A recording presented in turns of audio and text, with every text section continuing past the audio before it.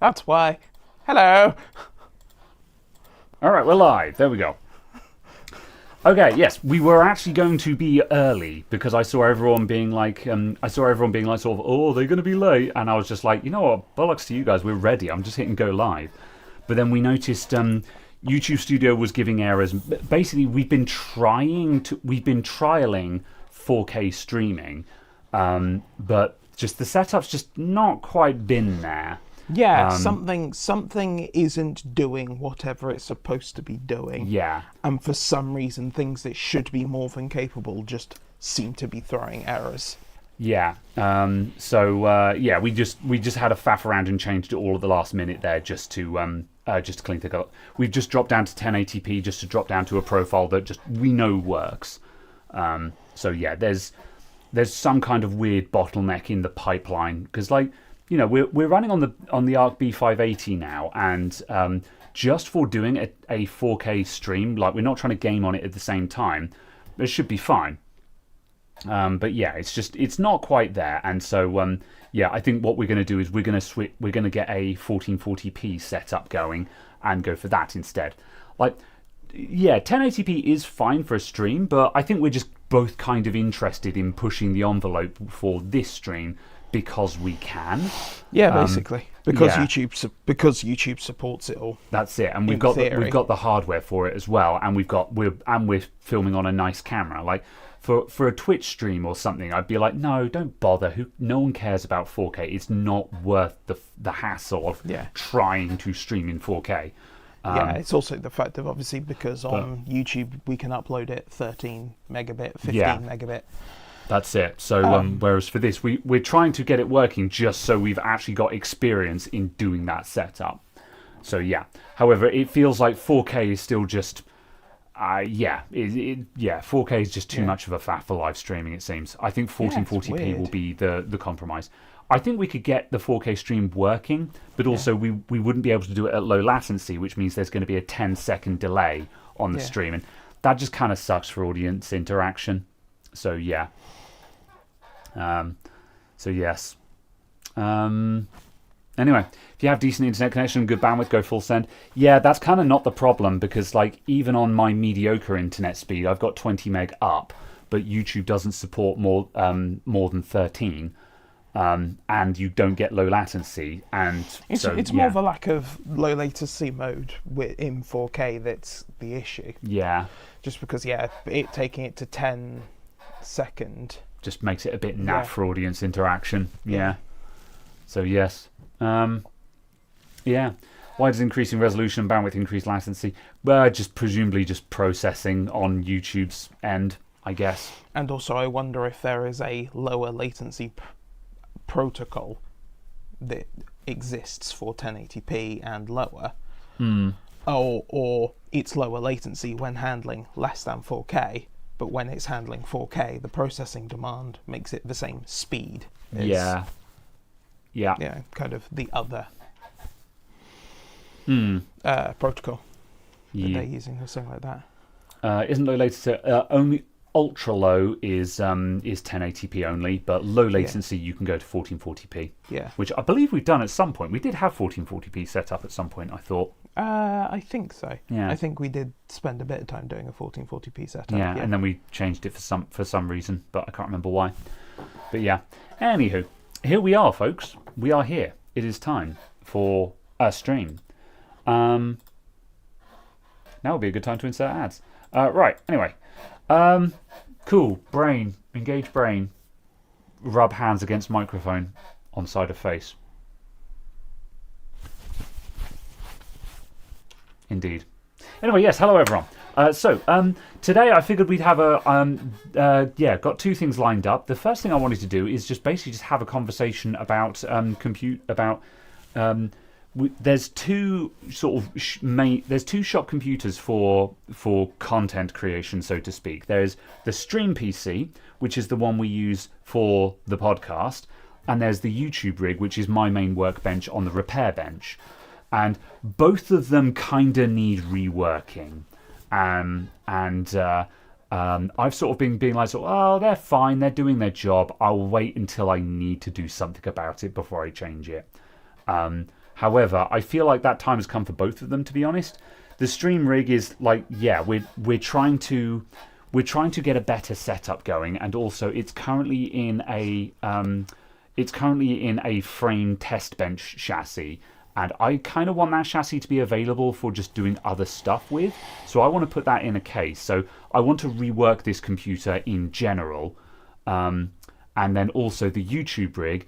That's a 7700K in there, which is starting to get long in the tooth, and also there's gremlins in that PC.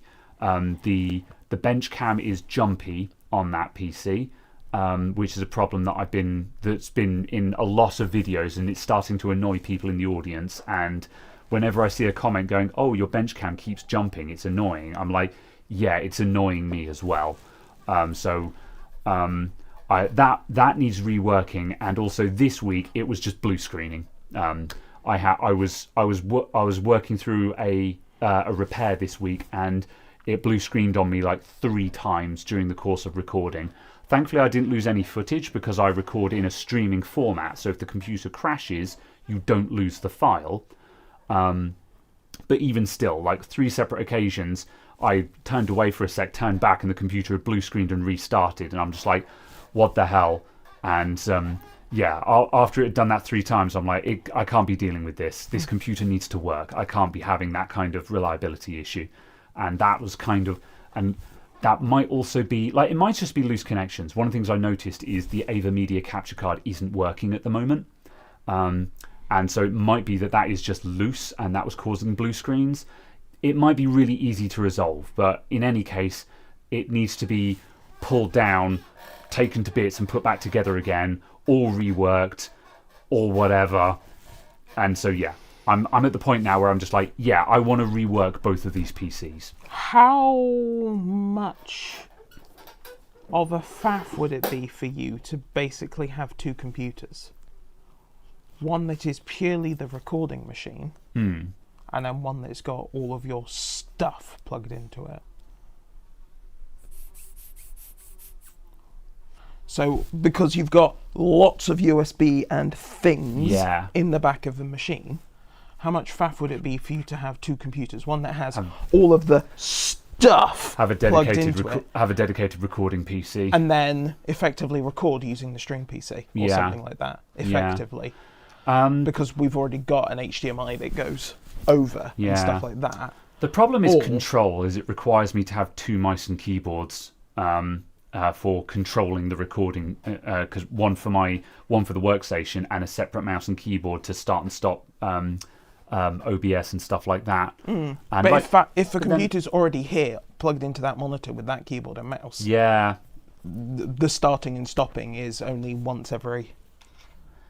I guess the reality is I pause recordings a lot, but then also like I'm planning on getting a macro pad anyway, specifically for controlling OBS, and like the macro pad, I could have the macro pad over on that bench, because I can't remember if the one I was going to make is wireless or not, but if it's not, I should make a wireless one, and then that way, like all of the fine control I need for start, stop, pause, and changing I don't need to be able to change scenes from the macro pad, but I would be able to anyway. So that would solve the issue of controlling it. So that's entirely viable. And I was just thinking, just because also as well. But then the cameras are over there, and the camera cables would need to be extended over to the recording PC, which is kind of a ball ache. Because you've got mic and 3 microphone and 3 webcams would need to be extended over to here, so that just kills that dead straight away. What I do want to do though with a rework is get a really nice USB hub bolted to the bottom of the desk, which is something you've suggested many a time, and I've been like, oh, I don't really want to do that because a good USB hub is like £40 or £50. But however, also a lot of the gremlins with that PC, I think, are USB related issues where it's just the USB controllers are struggling. And I just want to plug in a decent USB hub so there is less bullshit there. Basically use 2 of them as well and just kind of kind of split your stuff up. Yeah. You can get fiber optic USB cables for long distance, but like no, it's just like we could extend those cables, but like we're introducing new inefficiencies. It's a problem. I guess my response to that is I don't need a separate recording PC. Yeah, I was thinking more. Yeah, because like me using it as a workstation at the same time as recording, that's not what is causing the problem. No, I was thinking more just a case of obviously you keep each machine effectively a bit cleaner because there's less stuff each one potentially has connected to it. Yeah. TLDR though, no, I don't think it's a real issue. Yeah, if anything, I would want to just soup up the YouTube rig and ditch the stream PC. Because like the only reason why we put a stream PC over here was just so we didn't have to run HDMI cables and stuff over to that PC for the podcast. But we want a PC on this bench. Yeah, really. However, at this point now it's become expedient to have a PC over here anyway, so that doesn't matter. So yes, that's it. It's just ultimately, I think the setup of having two separate computers that have a lot of overlap in their roles, I think that's fine. It's just both of them are old. That's a 7700K, and sure, it's a bitch. It's a 7700K on a Maximus motherboard. It's a banging motherboard, but it's still It's still 7th gen Intel, which is getting long in the tooth now. And just everything on it is worn out because it gets that computer gets hammered. Stuff is plugged and unplugged all day, every day. Which is the other reason why using a cheap hub would be a good idea. That's it. It's because just if you had a nice hub for out. the long plug stuff, it stays plugged in most of the time. And then just a cheap hub, one of the like £6 Ugreen things. Yeah. And you just wear the ports out on that, e-waste it. Yeah. Wear the ports out on that, e-waste it kind of thing. Yeah. Because it's much less stuff that you're breaking as well. Because that's the thing. It's just like spec-wise, I think it's still tenable. If it was given if that computer was given a solid service, that would probably fix all of its gremlins. But also, the performance is okay. It's just worn out.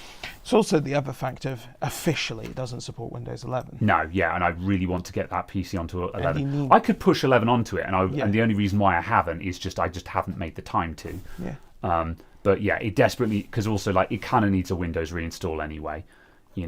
It's got that that feel when when a computer gets to that point where you're just like, this feels like Windows just needs a clean install. You've ended up doing kind of too much. Yeah, it's had so much stuff installed and uninstalled that you just get that feel. Migrated between Coffee machines. Mod 9900K. Yeah. Right, hang on a sec. I'm going to back up and read chat for a sec because let's see. Yes, that's true. There's Microscope as well. So yeah. Yeah, you do streaming and editing on a Ryzen 7700X with 6. Yeah, but that's modern. So yeah. So yes. What's the difference between DJI Mic 1 and 2? The 2 is just an incremental improvement, I would imagine. I don't know the tech specs. Whatever the tech specs say. But by Googling it, you can find out the answer. Yeah, I'll Google that one. This is the Mic 1, isn't it? Oh, the Mic 2s are smaller. I think that's about it. I think this is the Mic 1 Duo. Yeah. Effectively, because it's two of them. Yeah, I think the Mic 2s are smaller. And then there's because these ones are kind of big and I think the Mic 2 is a lot smaller. So, I don't know if the really small DJI one, I don't think you can plug in external mics into it. Yeah. However, just like I don't know anyone who uses these kinds of wireless mics who actually plugs external stuff into them. Because if you're running dedicated lapel mics that you're plugging in and stuff, you don't buy these in the first place. You just actually buy a wireless lapel setup. No one buys one of these and then plugs a microphone into it. That's just inefficient. You would just buy a wireless lapel setup in the first place. The point of these is that it's an all-in-one turnkey solution where it's all built into a tiny little box. So that's the whole point. So yeah. Use one of the Lenovo Think Centers and you have from the podcast. No, old and slow. This is the point. We need to. So yeah, this is the point. The YouTube rig is 7700K, and the Stream PC that's got like an 8500 in it at the moment. We've got 7th and 8th gen stuff. It's just all old. That's the problem. I need modern stuff in here. So yeah. Can you recommend to go to USB hub? If you're asking me what USB hub I would recommend, I'm not sure. I would need to have a look on Amazon, but that's probably something we're going to do because, yeah, that's kind of what I want to do. I want to see, like, okay, what are we actually doing? So, yeah. So I guess the question is, am I going to build a new YouTube rig? I don't see why you wouldn't. Yeah. Next question. Would I build a new YouTube rig and then shuffle that over to the Stream PC because this has significantly lower system requirements? Because I don't think I want to splash out on 2 new PCs. Because like it's not like the entire cost. I don't need new graphics cards. Yeah, just platforms are mainly the issue. So yes.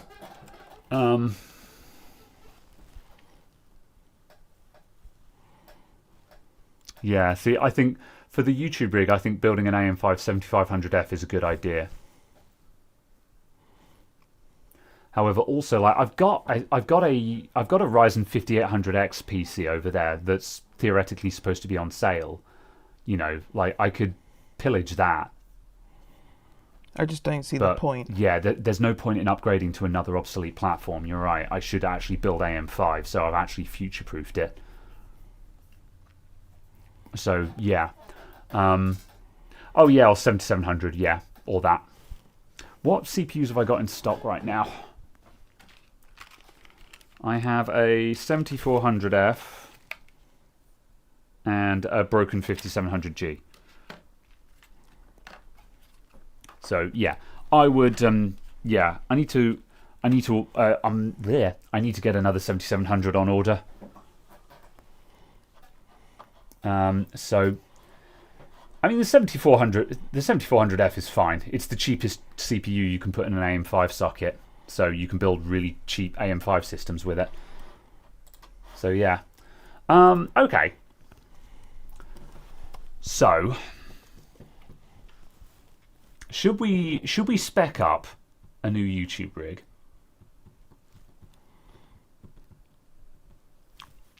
You're looking at capture cards at the moment. Are you trying to find a 4-port or even a 2 or 4 input HDMI card that doesn't cost £1 billion?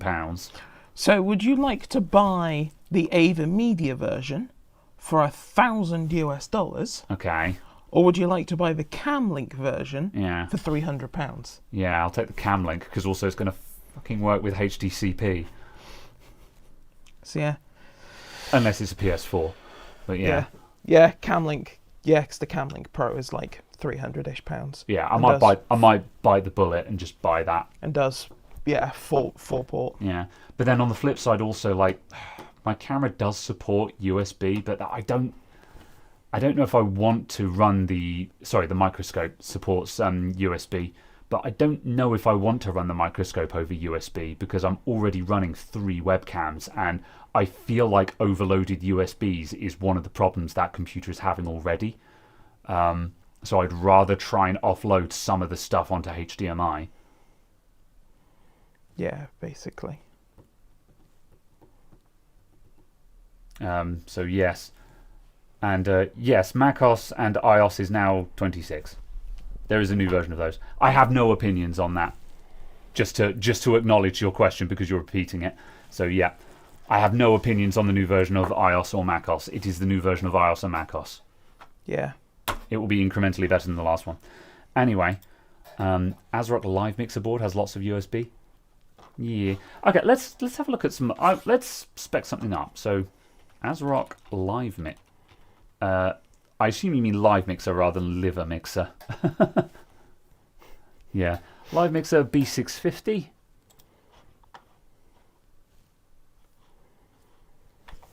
Yeah, Everlive Mixer lines are good. Oh, that's one of the flashy ones. Have they got it in blue? I don't know. I think they've got that or that Yeah. or that. Yeah, see, that's the thing. I don't need to have a shit ton of USB because I kind of want to run a USB hub to it anyway.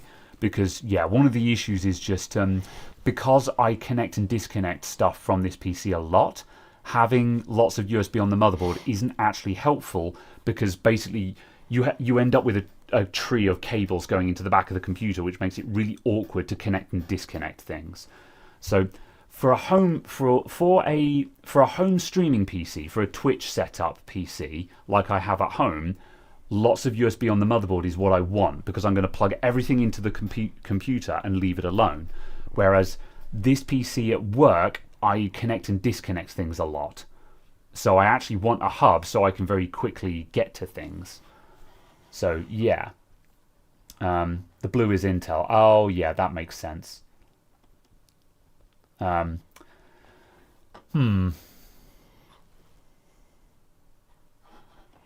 Yeah, I'm gonna have a look and just see what's cheap at the moment. Because to be honest, I think I'm gonna be more driven by price here because I don't want to spend money on a new PC for the shop. I'm doing this out of necessity, not desire. So I'm gonna search for cheap motherboards that look good. Let's have a look. Let's see. Would you recommend upgrading from a 5000 series Ryzen to a 7000 series, or go straight to 9000? I mean, which 5000 series do you have? And is the answer also, to that. which 7 or 9000 would you be considering? Yeah, because like if you have like a 5600X and you want to go up to like a 7 or 800X, a 7 or 9 7800 or 9800X 3D, that's going to be an enormous jump. But if you went from a 5800X 3D to a 7700, that's not going to change your world, you know. So yeah, it depends. So yes. Right, let's go. Let's see. Browser with chat, does that work? Chrome, Amazon, and Edge chat. Edge chat. We are edging. Excellent. Never use those words again. I will and I shall. Right. Tax write-off. That's not how tax write-offs work. You still spend money. Right. Tax write-offs don't make things free. They also require you to be paying taxes in the first place. Indeed. Okay, right. ROG Strix for 170. I'll have a look at that. Let's see. Oh, there's the B650 Eagle AX. £122. Man, this motherboard is great. Look at the X670E Gaming Plus Wi-Fi. Okay, hold on. From MSI. X670E Gaming Plus Wi-Fi. Amazon. I search specifically for a model number, and the first results are not even the correct brand. The first three results are not even, because they're sponsored. Just, you know, I don't talk about enshittification much because it's a word that's often used by people who are just complaining because they don't like change, right? However, search has just gone down the crapper, man. You know, just searching eBay and searching Amazon, it just sucks. It just a lot of the time. Yeah, I hate it. Right, MSI X670E Gaming Plus. Right, £190. I take it you like the I/O on it though, yeah. Still only one Type C though.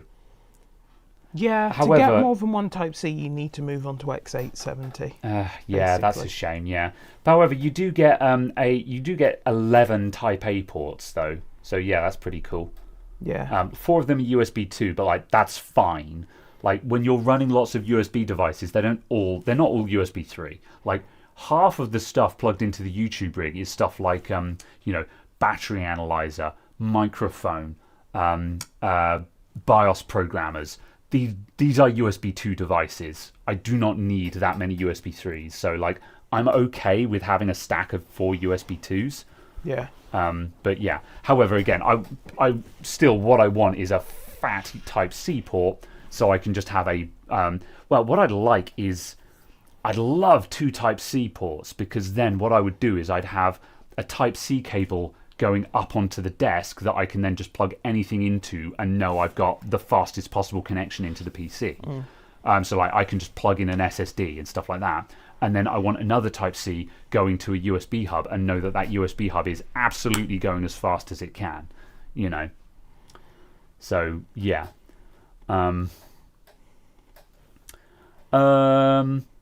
Yeah. However, still, the Gigabyte B650 Eagle AX, like, this is such a compelling board to me. The I/O on it is kind of, wow, that's really mid, actually. It's a bit weird, isn't it? Wow, what the hell? How has it only got 2 USB 3 ports on it? I thought I'd used this board before. Oh, how has it got 6 sure? USB 2s? No, that can't be right. What is that? That's a B650 Eagle AX. There's no way that that only has 2 USB 3 ports. That can't be right. But according to the colours, get a new case with a Type C front. Yeah, that's probably how I'm going to solve this problem, Spectre. Because I don't want to pay out for a X. Which will give you. Yeah.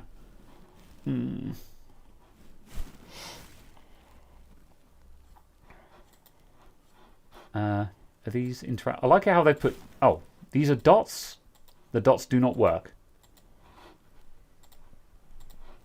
Thanks. Okay. Web design is my passion. Is that? What if I maximize that? Okay, I think it just. Okay, there we go. It works when I'm. I think it couldn't work out how wide the screen was. Yeah. And it just got a bit confused. Imagine, like, whatever. Okay, right. Yes, 6 times USB 2. What the hell? Yeah. Oh, that's such a shame. Also, the USB-C port on the back is only a 3.2 Gen 1. What is that? 10? Oh, that's 5 gig, isn't it? Yeah, because it says 5G on the back. Oh, let's fix that. Right, I'm just going to break everything for a moment.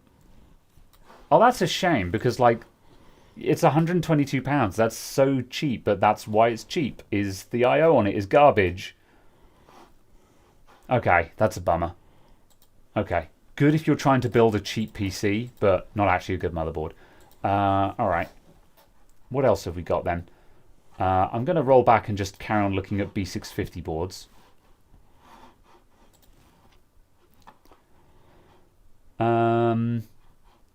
MSI Gaming Plus Wi-Fi. Let's have a look at that one.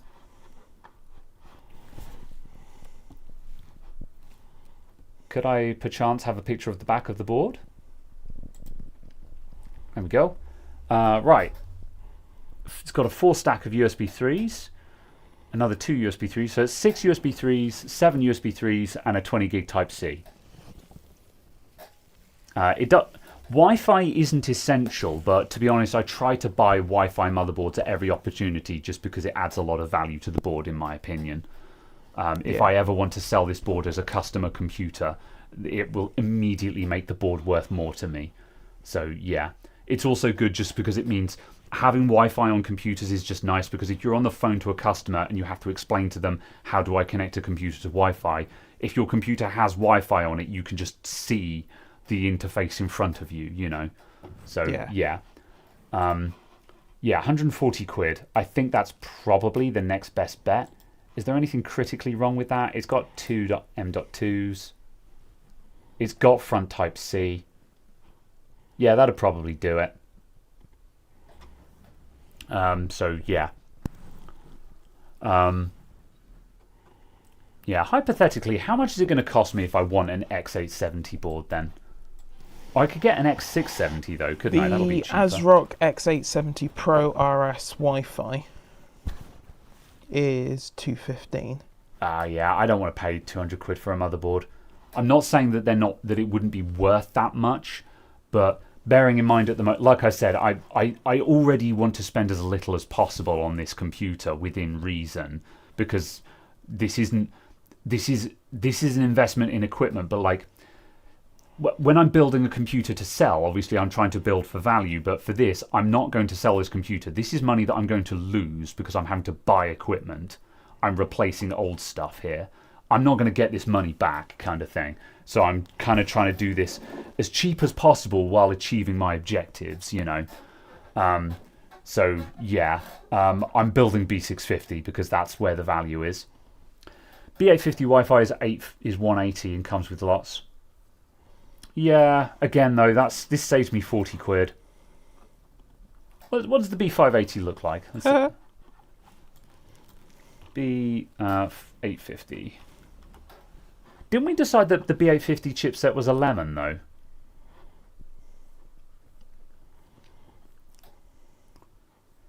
MSI Pro. Oh, what's that one? Fancy. Oh, that's got a lot of PCI Express on it. But then I don't need that desperately because I'm gonna consolidate PCI Express cards anyway. Because I've currently got 2 capture cards in the YouTube rig, and I really want to consolidate that. What's the I/O on that look like? Oh, again, look at... Oh, what is this garbage? What is this? 2 USB 2 Type A ports. What are modern motherboards? What is going on here? I feel like I'm in the Twilight Zone. I mean, it does have 2 Type Cs. They're only 10 gig, but props for having 2 Type Cs, I guess. But like, really? It's got Wi-Fi 7 on it, but a 4 stack of USB 2s. It's okay. You could buy this Intel board instead. That has a total of that for its I/O. God. Just to go with your £300 Intel CPU. I've been kind of happy in recent times that motherboard prices have gone down. Like, it gets worse. In late stage AM4, we were kind of in a position where like you were gonna have to spend, 170 quid on a half decent motherboard, whereas now, being able to buy AM5 motherboards for like £140, I'm like, yeah, that's cool, that's great. That's back to the good old days of early AM4. But now, when you spend that much on a motherboard, you get crap. Hey, don't worry. It gets worse. It gets worse. What do you got there? I mean, that's better than the last one you looked at, although it doesn't have a Type-C port. But exactly. Yeah. It has no Type-C port. Yeah. Look at the B550 Eagle. Yeah, see, B550 was great. That's the thing. People are saying, oh, you need an X series chipset. You don't, though, because, like, let's look at a B550 motherboard. Oh, there you go. That gets better. So, yeah, B550... So, this is a ROG Strix, but still, it's £140. This was a bit more expensive at one point, but still, let's look at a decent B-series motherboard. We've got 4 USB 3s, another 2 USB 2s. So, that's 6 plus 1. We've got 7 with 5 USB 3s and a Type-C. Doesn't have Wi-Fi, but, Wi-Fi isn't always a given there. But still, it's just, yeah, I don't know. I/O seems to have gone really wonky. I don't know, man. Something has gone weird. Something has gone weird. Progress by minimalism. Yeah, I guess they're just spending like maybe on this one they've just spent all their PCI Express on the PCI Express slots, which to some extent I guess it makes sense, but it's come at a pretty steep price is what I'm saying there. All right. So I'm kind of feeling this B650 Gaming Plus. That seems like a very well-rounded motherboard to me. So yeah. Picked up a B550 Tai-Chi for a great price. Yeah, I like the Tai-Chi boards. So yeah. Yeah, what does this have on the Type-C front? Because yeah, oh my God. It's a 20 gigabit Type-C port. That's fine. That's fine. I don't need screaming fast. I just need it to be better than 10. I'm not asking for 40 gig. 20 is fine. So yeah. Okay. JD is posting a link. Hold on. The ASRock B850 Pro RS. Oh yeah, for 185. See, yeah, hang on a sec. Let me just bring that up on stream. The problem is it's got one 5 gigabit Type-C port and one 10 gigabit Type-C port. And then 6 USB 2. Yeah, really? Same deal. Yeah, just like, I don't need them all to be USB 3. Well, you get 4 USB 3s. You get 4 USB 3s. Technically, because they're all 5 gigabit ports. Yeah. But so yeah, that like initially it looks it looks weird initially just because you've got that bundle of 6 USB 2 ports. But like if these were grouped so you had a stack of 4 USB 3s, then that would look a lot less egregious. Because then you'd have your stack of 4 USB 3s and just a bunch of USB 2. The only USB connectivity you've got that's 10 gigabit is just or faster is a single Type-C. Yeah, but that's the thing. Like that's awful. Yeah, it's not great. It's I certainly wouldn't class it as pro. Yeah. And like again, I don't know what their excuse. B580 seems to be a complete lemon chipset. Like this is what happened when it came out. Isn't isn't the A series better than the B850? AM5 B850. Oh, compatible processors Intel. No. Thanks, CCL. Yeah. Yeah. Okay. I'm buying this. I'm buying this MSI board. I think this MSI board is fine. It's 140 quid. I think that's great bang for buck. Yeah. Why would anyone need more than one USB-C? Because I want to plug in a big USB hub and I want a spare USB Type-C port for a cable going up onto the desk to plug in high-speed stuff. So yeah. B850 is basically the same as B650. It's not though, because all the boards are shit and the B650 boards are better. Like, this B650 board is just objectively superior to the B850 boards we're looking at, and it's cheaper. So yeah. Okay, so that's going to be my motherboard then. So I'm going to... Let's AliExpress. Please don't come up with sex toys. Okay, good. You never know with AliExpress. Please don't dox me. Cool. All right. Ryzen 7700. How much are those going for right now? What are we expecting for the 7700 at the moment?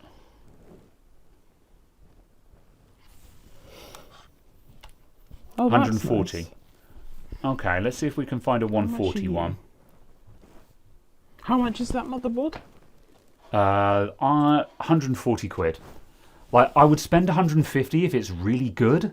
Okay. But it's going to need to be like drastically better because otherwise I'm going to be like, thanks, I'll take the cheap one. Oh, that's pretty cool. 3 Type-C ports and 7 Type-A USB 3 ports. That's cool. What's that? A Z890. How much is that board? £137. Wow, that's Intel, I take it, because that's Yes. Thunderbolt. Now comes the point where you try and sell me on Intel because you were actually tell me about Intel because before we went live, you said you wanted to. You said some words to the effect of, "What if you built Intel?" That was for the stream PC though, wasn't it? No. Or just generally, yeah. Yes, it was. Okay. It was for. Do your sales pitch. My sales pitch is the MSI Pro Z8 Okay, 90-A Wi-Fi ATX LGA 1851 motherboard. Z890A. Okay, MSI Pro Z890A. Dash A. Yeah. That's my sales pitch. Is also just the fact of it's got Thunderbolt on it. I've got this. Oh yeah. And then just click specifications. Yeah. Web design is my passion. Can we see pictures from here? Yeah, okay, so firstly, there's the rear I.O. That's a sexy rear I.O.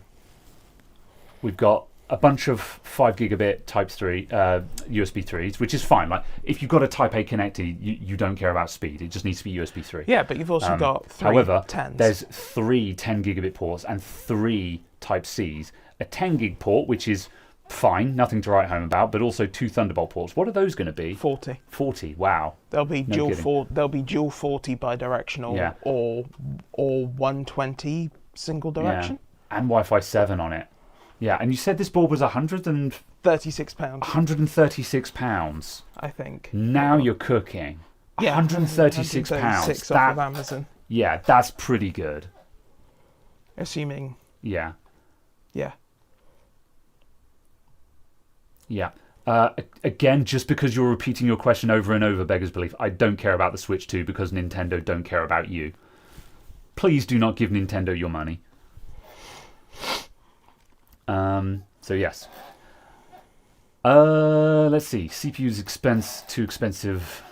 Verse 140 for a 77. Okay, so JD's saying that the CPU is going to be too much. Yeah. So, yeah. I Didn't can't we remember decide how that much it was. the Intel CPUs were good value right now though? Because like No. they just crushed the price. No, they're just less awful. Okay, yeah. Okay, well let's toss the two options up. The 265K is £265. Okay, hang on a sec. Firstly, can I find a 7700 for 140 quid? Order by price. Because, yeah, I'm not seeing 140. Oh, wait, some of these drop in price when you actually put them in the cart, though, don't they? Can we get choice? It's not going to be 140 quid with choice, though, is it? No, okay, yeah, hold on. Don't have choice. What does this drop to if I actually add it to my cart? Add to cart. Check out. 156. And before anyone screams at me, this my shop address and phone number is public information. Okay. I had one in my cart for 140. Now it's out of stock. Okay, yeah. So possibly 140 if I snipe one. Maybe 100. Let's call it 150. Let's call it 150. Also, let's get up a spreadsheet. Let's do a comparison. Hang on a sec. I need to come off of Capture for a sec. Because I'm going to bring up my Google Sheets. Build parts. And browser with chat. Right, let's do a comparison here. So, this is going to be... why did I just add new? Right, delete. Delete. Duplicate. Right, 7700. Current price for that, I'm going to put in 150 just to be safe. Right, motherboard is MSI B650 Gaming Plus Wi-Fi. And that is 140.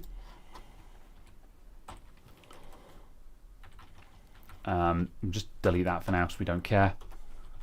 Right, GPU. So let's clear the rest of this for a sec.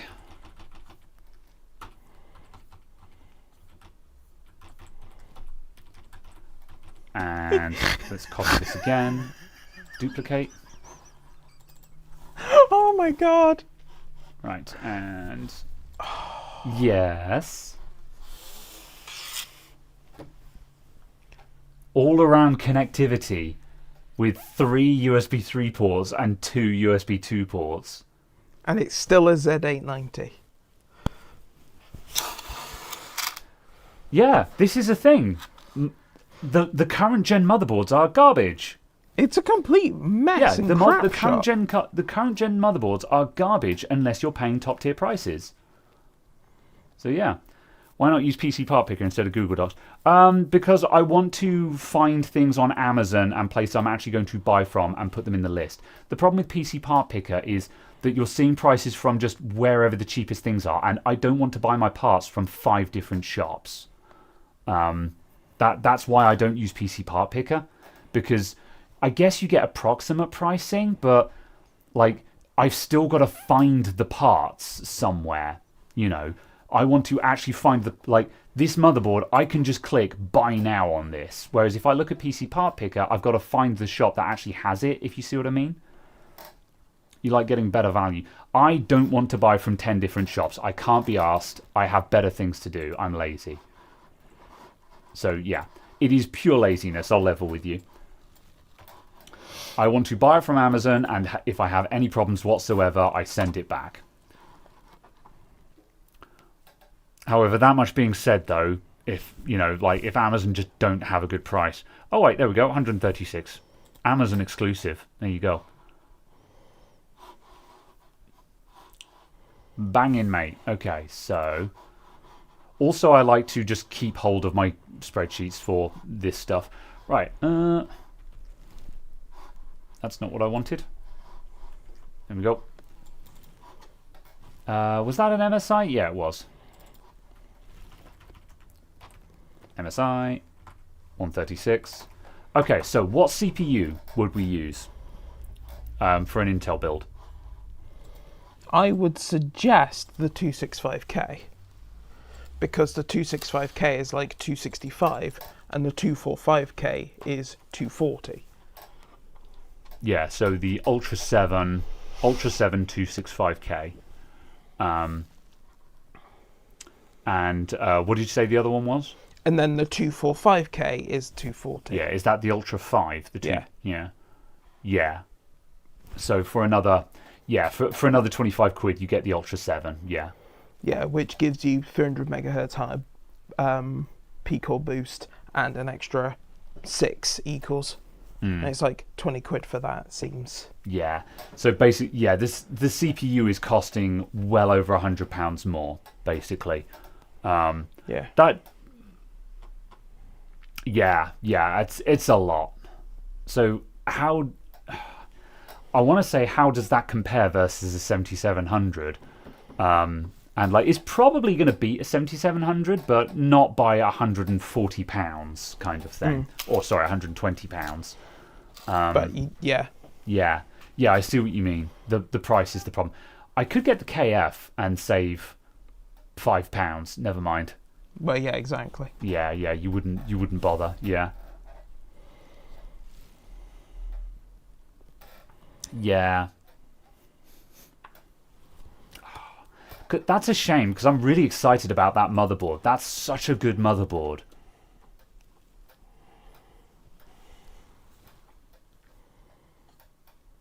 In some of the synthetics, it's more than twice as fast. Yeah, I could believe that. But, however, it's a question of like the 7700 is going to be plenty good enough for what I'm doing. I don't need to spend that. I don't need top spec kind of thing. Having one of the new Intel CPUs will give you additional diagnostic capability. I can't use the YouTube rig for diagnostics. It would be there as an option, like if I'm desperate. But it's also the case of for all 2 people who will have ever bought Ultra Series. That's it.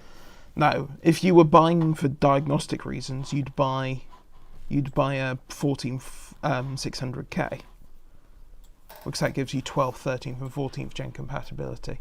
Yeah. Ultra 7 265K, which is 265 quid. Yeah, so just straight away we're £400 versus 290. It is just immediately it is over £100 more expensive. And considering I don't want to spend this money in the first place, that's a hard sell. Yeah, 14600K might not be an awful shout. I don't want to buy. Yeah, I don't want to buy an old platform though. It's going to be an upgrade dead end, and it's going to eat power for breakfast. I'm going to have to put a massive hecking cooler on it because the 14600K is going to want 160 watts, and it's just like And 14th gen Intel also breaks down by itself. I mean, apparently they fixed it, but just like, yeah, do I want to roll those dice? Or I could just build an AMD and have a cheaper, better system. We've come back. We've done it again. 230. We've tried to entertain Intel, and when you actually look at it, you're just like, there's no compelling reason to buy this. Cider break. I'm definitely going to need it. Ever tried OpenBox on Amazon? Are there any options for that here? Because yeah, I've bought OpenBox a couple of times. I could save £7 Yeah. to buy open box. Like, I certainly would. Yeah, I mean, sure. Yeah, you save a couple of quid, but again, that's not enough here. Why do you need anything powerful for the podcast PC? No, this is for the YouTube rig we're talking now. Yeah, this is the YouTube rig. So, yeah. Yeah, it has to be AMD, because AMD is the only platform that makes sense. Yeah, there's one on eBay for $230. I would love to build Intel just to have this motherboard, because this motherboard is really cool and would be perfect for my workstation. But there's no CPUs that I could put in it that I care about. I mean, unless I put an i5 in it. Oh, but then, yeah, we decided the i5 was only... Well, it's £20. Yeah. It's the Ultra 5. You could get the 265K off of eBay right now for $233. 233. That brings us down a little bit. 240 for the KF. Yeah. I mean, how much for a 245K on eBay? Ultra 5 245. Oh, if someone wants to sell one for 203, that's not awful.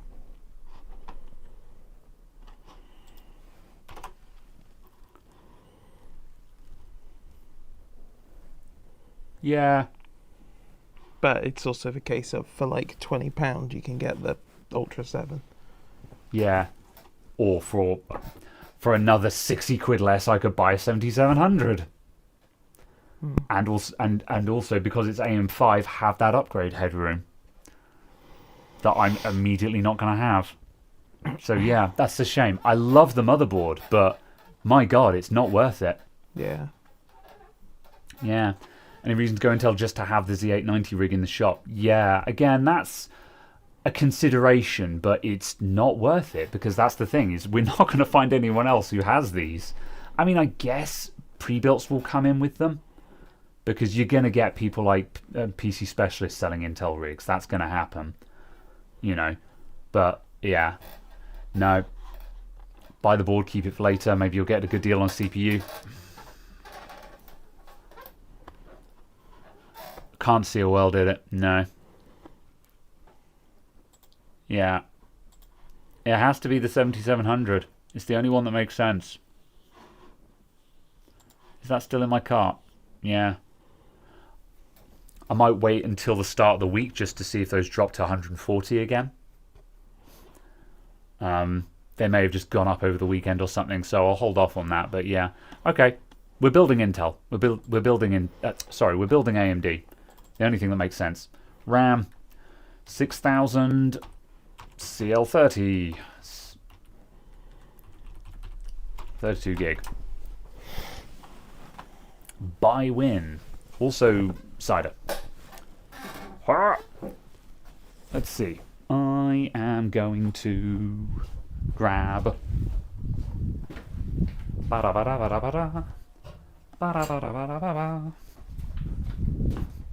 bring out a second glass. Oh. Just in case you want some. Gonna crack open this bottle of English vintage cider that I got from a customer. Sadly, there's no reason to ever suggest Intel. Yeah, and that makes me sad. Like, I would love to do it, especially for that motherboard, which is really cool. I would overlook the inability to upgrade, but again, just there's so many concessions. Would you like some of this? Yeah, all right. Yeah.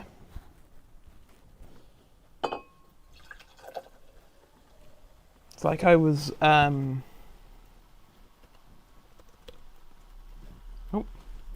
I somehow just locked it. Unlock!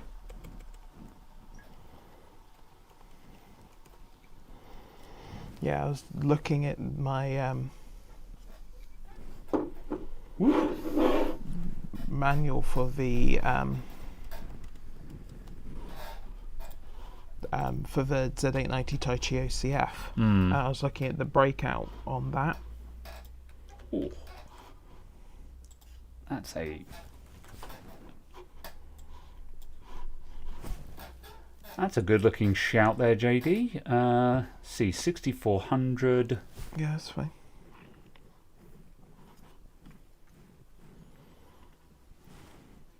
Yeah, I'm guessing this is great stuff, and I would just run this at 6,000. But for 85 quid, yeah, that's pretty good bang for buck.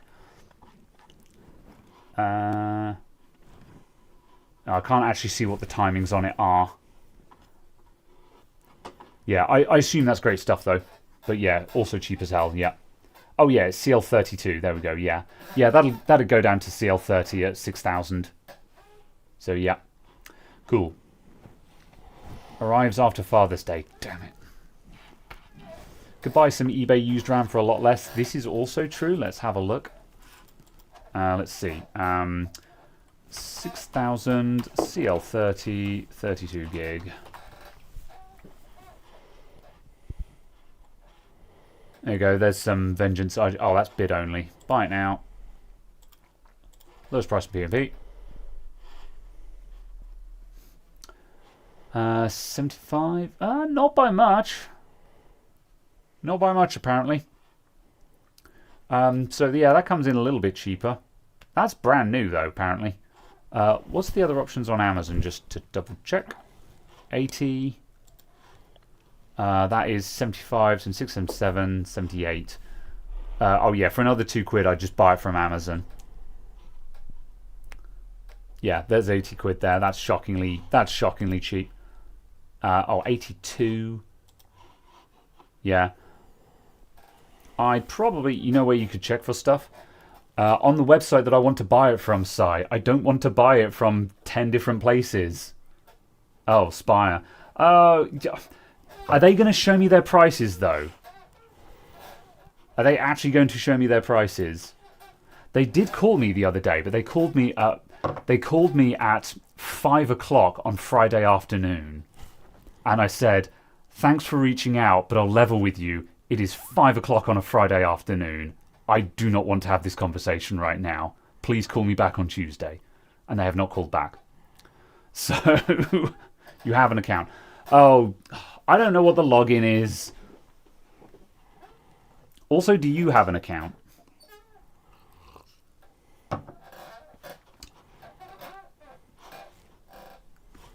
I have an account. Do you have an account? Yes. Is that commute still on? I'm just trying to see if I need to hang on a sec. I need to check my LastPass to see if I have Spire in my LastPass for some bizarre reason. Because I'm not recovering the account right now. This is my or I could just buy it on Amazon. But yeah, everyone with a Spire account, whatever. Okay, LastPass doesn't want to open. I am so over LastPass. All right. Okay. Oh, apparently I'm not even signed into LastPass. Right. Si, look up the cost of some 6000 CL30 RAM. What's Spire's best deal on that?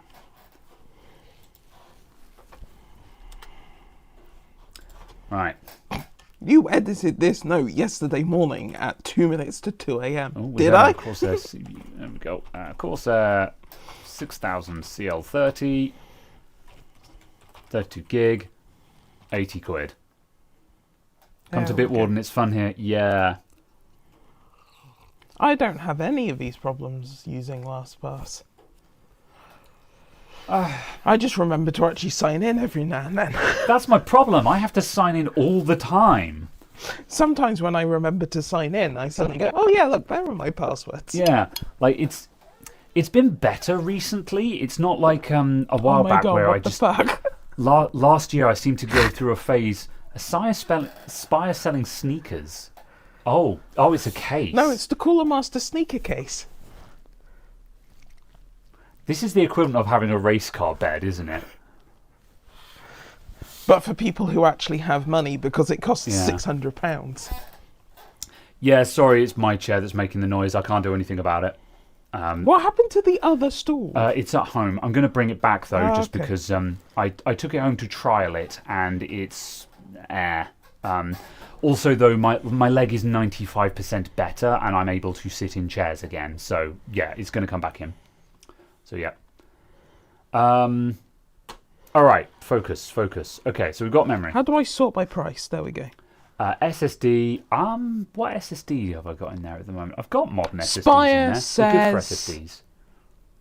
£32.26 including VAT for a DDR5 6000 CL48 stick. No. And I'm just like, ha! Yeah. No. Why does that? Yes. I could write it down and recall it to you quicker than that. Right, PSU. The Yeah, it power looks supply like in there is effect. perfectly good. We don't need another power supply. Oh no, not the Micron.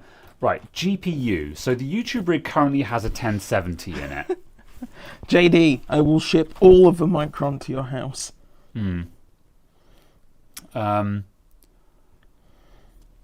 So, case. I'm going to get to cases in a minute. Speed. What the hell is this formatting? All right, GTX 1070. So I've currently got a GTX 1070 in the YouTube rig. Am I going to change that? Yes. What would I replace it with? I mean, I could put that 3060 in it, couldn't I? Basically anything that isn't massively old. Yeah. Yeah, I mean, I've got a 3060 in stock. I could stick that in there. That gives me an upgrade onto something that's still modern, and will have a modern encoder on it that isn't going to completely fall apart.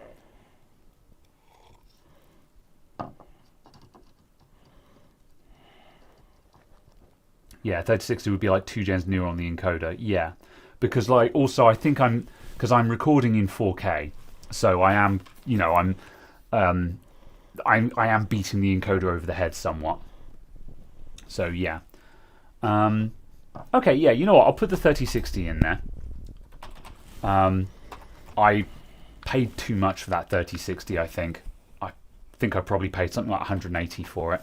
Actually, I know the answer to this. It's on here. 3060, 190. Yeah, whoops. Yeah, I paid too much for it. Whatever.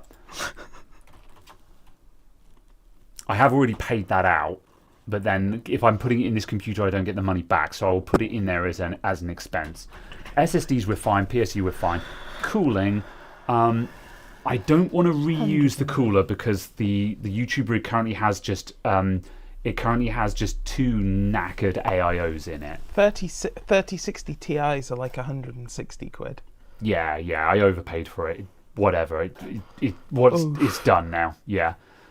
Basically, I thought I was buying a 3060 Ti at the time, and it was only when I'd already clicked buy, and then I came back and I was like, oh yeah, I got a 3060 Ti 12 gig, and someone was like, there is no 12 gig. I'm like, oh, fuck, that means it's a 3060.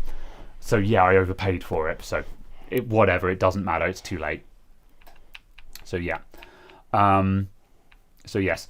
Anyway. GTX 3060, yeah. It may as well be a GTX. Cool, right. Cooling. So, yeah, I'll stick a cheap thermal right on it. Liquid Freezer 3. I want to air cool. I'm Liquid moving. Freezer 3. I'm moving away from. On your Intel 265K. I'm moving away from AIOs. I will only use them when they're actually needed, just because. On your 265K. No. Thermalright something. You can fix your friends. Well, if I was building Intel, I could use that sodding silent assassin I've got over there. But whatever.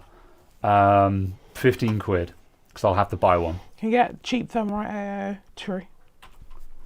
Cheap Thermalright AO. Yeah, I've bought a couple of those for customers recently. I don't know how good they are, but they seem to work just fine. So yeah. However, again, it doesn't need one. A 15 quid air cooler is fine. It doesn't need anything. So yeah. Cool. Right, case. I want a new case because I'm sick and tired of... The YouTube rig has just been in knackered second-hand cases for a while. I have the perfect case for you. You turned your screen away from me to type this in. All right. How visible to shop visitors is this PC going to be? It will not be visible. So it doesn't... Aesthetics aren't important. I'll actually be judging the case based on ergonomics for this. It is going to be based on accessibility. So yeah. So I want something. Yeah, I will be looking for something practical here. Thermalright also have a cheap new case. Tell me more. What's the model number? Okay, what is this? Perfect new case. Okay, it is the most generic looking case ever to case, and has Guess. RGB fans. Is it a color sit? It's a sit flash. Sit flash, yeah. Also, it's micro ATX though. Is that micro or is that? Yeah. Yeah. Open case. Then maybe you. No, I want a nice new case that has front I/O that works, because one of the things that's pissing me off about the current one is it's a second-hand case. All the front USB ports are knackered. So Yeah. The grade B 300Xs. Oh yeah. Where do you find those? Who's selling I can't those? remember who it was. I linked it recently. Yeah. Let me find it. Ew up. Oh my god, Mortal. So many links. Damn it, Mortal. It was AWD. Oh, AWD, yeah. Yeah, it's 40 quid for the 3000D. Have they got top I/O on that? Yeah, it is, yeah. Yeah, 40 quid. Yeah, one of those at 40 quid would be kind of nice. I think it's going to... I don't think I'm going to do better than that. Like £35 if you're happy to have it in white. £30 to have it in white. Yeah, that'd be fine for it. I'd save another tenner. 35, yeah. Yeah, that's... like... For that, I'll buy from AWD kind of thing. I'll buy from another shop because it's 35 quid for a case that should cost 80 kind of thing. So, yeah. You don't have a case lying around that didn't sell? No, well, I've got cases lying around, but I want to buy something... I mean, I could use the X... No. I want to buy something new for this. I want it to be in a nice, new, modern case. So, yeah. AWD... 80... My voucher code? No. There we go. 3000D. And then scroll down. And then go right. Oh.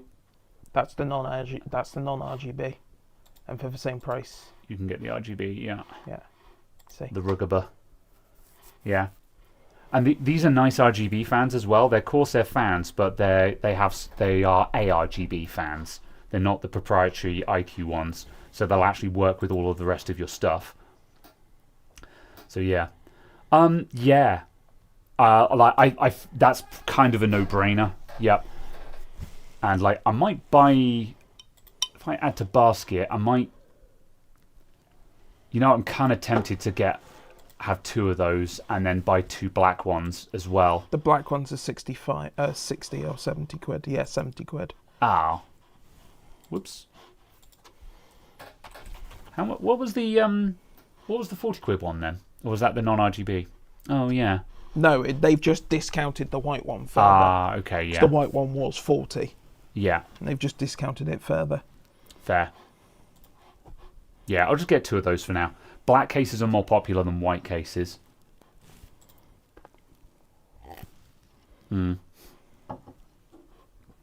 Okay. Yeah, I'm going to buy those. Yeah, okay. I look at 35 quid. AWD quite a lot because they do have stuff like that. Yeah, that's reasonable. And again, like I'm entertaining them because we can go there and look at the price kind of thing. This is the reason why I'm so resistant to Spire, is as soon as I have to pass a challenge to see how much it costs, you have immediately lost me. That's the problem. I mean, I went to the effort of clicking the login button. Okay, sure, but I don't know what my login is and stuff like that. I don't know if I'm wasting my time, you know.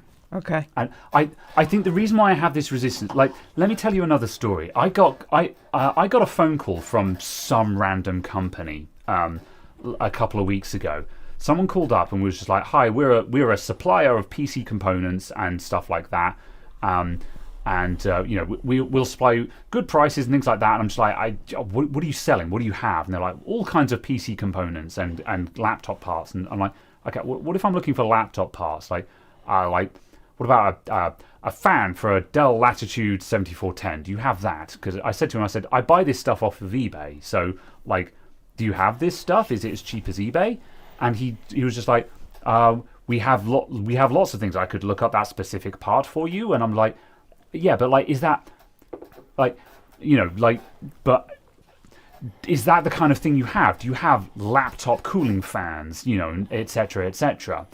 And in the end, I wasn't getting a straight answer out of him as to what they were actually selling, like what kind of things he had for sale and who he was competing with, you know, because I was like, look, you're telling me you have spare parts for laptops.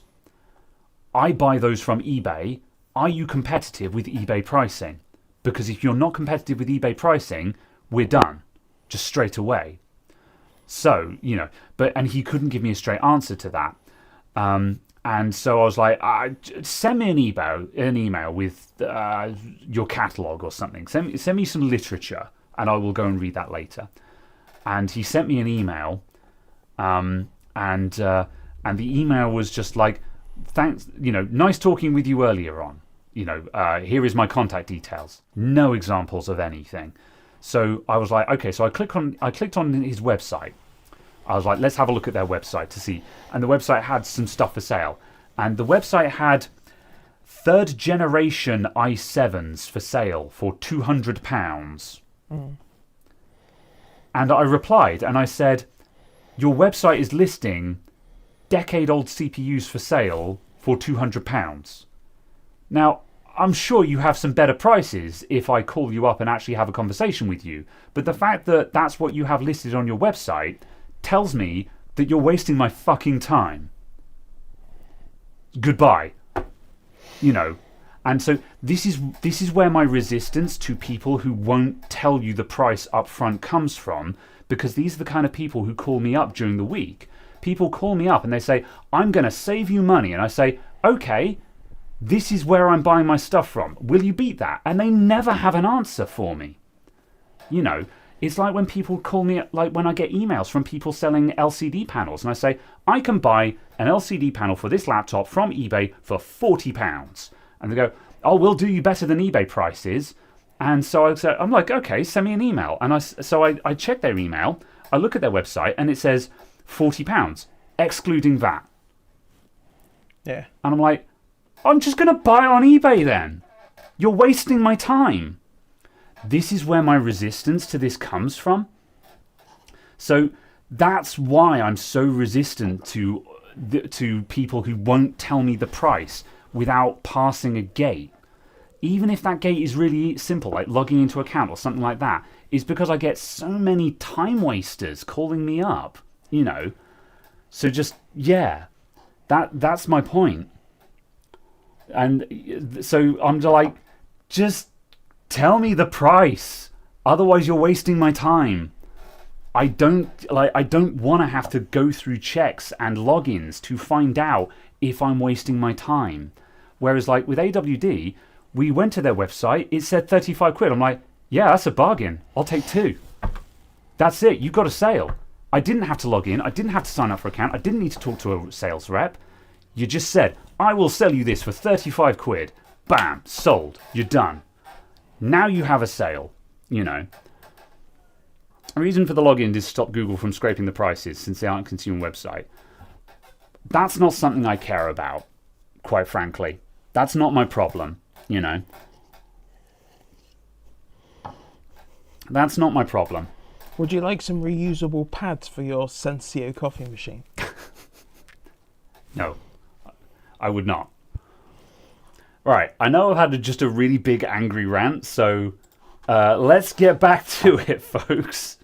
However, but yeah, this is where my resistance comes from. This is what grinds my gears. I just want to know how much it costs. I don't want to have to pass a test.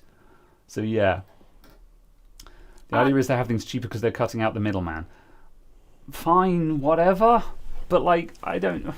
So what if Google knows how much they cost? Like, why is it a problem if Google is scraping their prices? What, are they worried that someone's going to undercut them? I don't know. How many times has Google lied to you about pricing from bad? I don't trust Google pricing. Like, like if I Google search, let's Google search Corsair 3000D. Like, I don't trust these prices. This isn't what I'm looking at. I don't look at these prices. I look at the actual search results. I go to Amazon and I see how much Amazon are selling it for. Amazon are selling it for £70. Bam. That's how much this will cost me. That's how I'm valuing things. Like, I don't trust Google search results anyway. I don't even use Google. That's how little I trust them now. So, yeah. But maybe I'm in the minority, They don't want consumers trying to buy from them. They want to sell to shops. Fine. Whatever. But, yeah, I don't know. I mean, well, okay, Caradog, you were signed into Spire. How much will Spire sell me RAM for? And how much will they sell the Corsair 3000D for? I know they're not going to have it for 35 quid. Yeah. I'm not expecting that. But how much is it on Spire? What they've got on there. Yeah. Yeah. Do they have the 3000D on Spire? I don't know. I haven't got there yet. I'm looking at stuff. Okay. Corsair 3000D in white, 5736. Inkvat. Yeah. Black, 5746. Fractal Pop Air, 6288. Yeah, there you go. Those are pretty good prices. Yeah. If you told me that from the start, I'd be a lot more receptive. This is my point, I don't want barriers. This is how you lose me. I prioritize convenience over everything, yeah. And I just, as soon as you put barriers in front of me, I'm going to take the path of least resistance because I have a limited amount of energy. And is that laziness? Is that a me problem? Yeah, it is. But that's just still how I perceive things. So, yeah, but those prices sound pretty good, Has anyone heard of a company called Vida or Vida, VIDA? Yes. I think they're a budget brand of, like, case and peripherals. Yeah.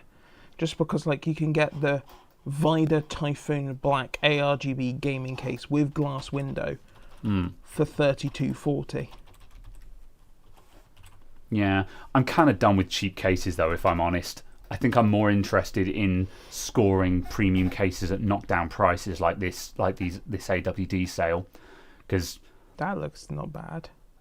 Like, that looks not bad for a I'm sure it'll be serviceable. But right. Just building in a case with a known brand on it, you never miss if it's got a Corsair badge on it. It's not bad. Vida is just Chinese stuff. So yeah, like it'll be okay, but it's not going to change my world. Yeah, but also for in stock 300 available for £32.40. Yeah, but like the last time I did that, I bought the Antec and I got burned because they had shit fans in them. You also bought £40 cases and then went, these don't have £100 fans in. I'm not asking for £100 fans. I'm asking for fans that aren't just 4-pin Molex. The fans on them, you have to 7-volt mod those fans for them to be usable. I have to modify these cases before I can sell them because I can't sell someone a case that has triple 120mm fans running at 12 volts because it's going to come back in saying, it's kind of loud, Or at the very least, I'm not going to feel good doing that. So when you start saying, here's a case for 35 quid, I'm just like, yeah, is that going to be any better? It could be, but yeah. Why so expensive, Mobo? 140 quid's cheap, man. Do you want... You've got any other ideas? I'm open. You can see how common the height design is. The fish tank design is very much 50 quid. Yeah, that is cemented as a style now. Yeah. Yeah, but also just kind of how quickly everyone's doing cheaper ones. Yeah. Right, monitor we don't need. Okay, so Right. Okay. So let's entertain me then. Can you look up this? Can you look up my spec on Spire? Yeah, I will do. I'm just seeing if there's anything else stand out in the sub £100 case Yes. thing. There isn't anything particularly mind-blowing otherwise. What do we want? We want you add. Then we want Yeah. graphics card. What should we have graphics Oh cards yeah, for? yeah. We can. To be honest, we can. I guess it's the motherboard, the RAM, and the motherboard, RAM, case, and cooler. Well, case is not fair. We have already seen that they have the case for a decent price.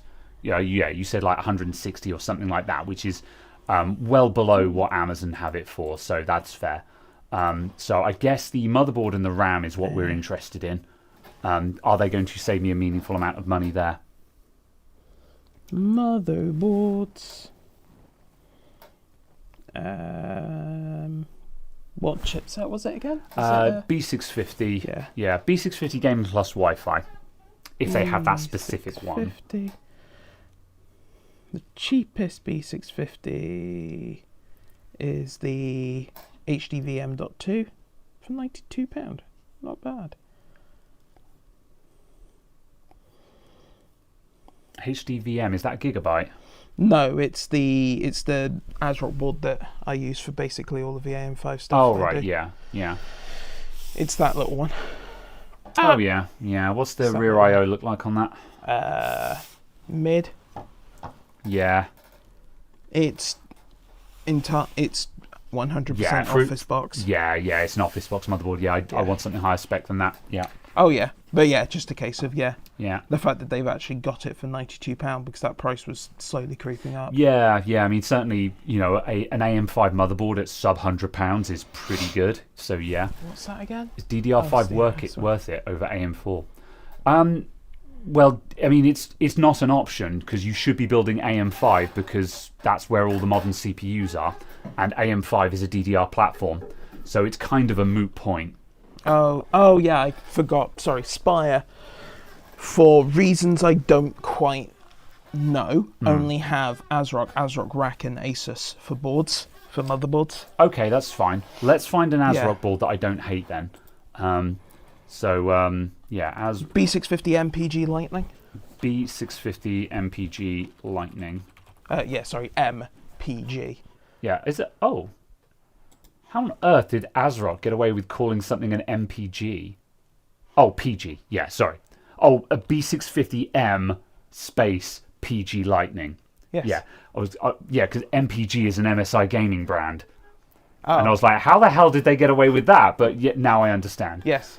Yes. Yeah. So this, and the micro version. Yes. Can I do B650? Is it B650-M or B650M? No, just. Does that work? It does work. There we go. Galari. The IO is kind of mid. Yeah, the IO is crap. Oh yeah. Yeah. But it's How much just is that? £94. Yeah. Again, like for the average. Sorry, £96. Yeah, for the average person, yeah, that's an AM5 motherboard that is completely serviceable for less than £100. So yeah, it's pretty good. But yeah, I want something a bit higher spec than that. So yeah.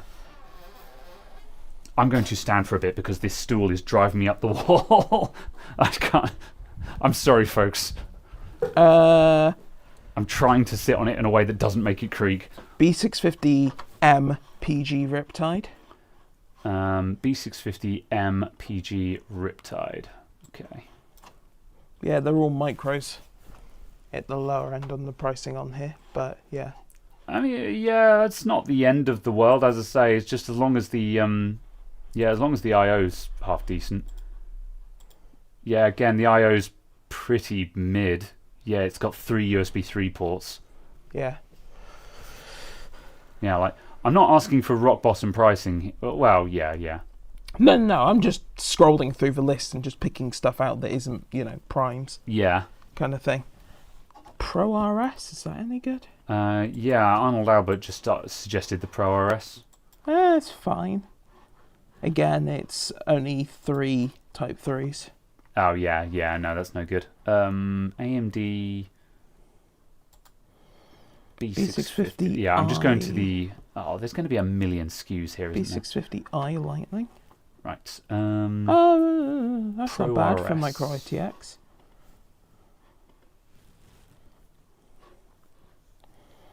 Asus Tough Gaming B650E, there we go. Oh, we're on the Phantom Gaming website. That's why it's not coming up with the Pro RS. Yeah. Oh my god. 4 Type 3s, 3 Type 2s, Yeah. Type C. Hello, Mike. Yeah, the MSI B650 Gaming Plus is currently what I'm planning on buying. However, we're trying to see if Spire will actually save me money. Yeah. However, Spire only have ASRock. So we're trying to see if ASRock have a motherboard that I don't hate that is at a good price. I'm feeling picky about this build. The RS and Riptides are the same board. Oh, okay, that's interesting. So the Kind of, yeah, kind of. But also I know that there's a couple where the USB ports are different. okay, yeah. Yeah. The Pro RS was just suggested. Let me get to the main ASRock website. The problem with all of these is they only, for some reason, seem to have 3.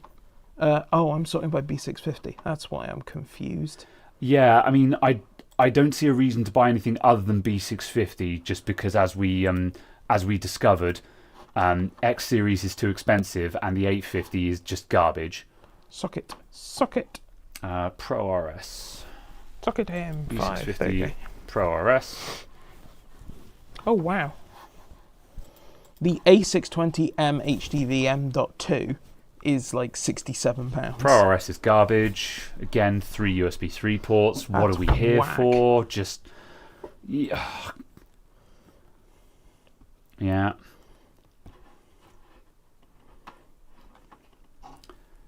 The B850 will be garbage. I'll check it. B850M-X, that is an embarrassing board.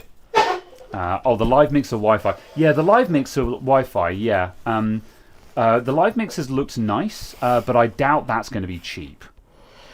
The pricing on it wasn't great all the way through. This is the problem: is that we're up against the MSI B650 Gaming Plus Wi-Fi. This is £140 and has pretty decent I/O on it. This is what we're up against. I don't think you're going to top that at £140. No, not really. So once again, it's a case of, again, don't get me wrong.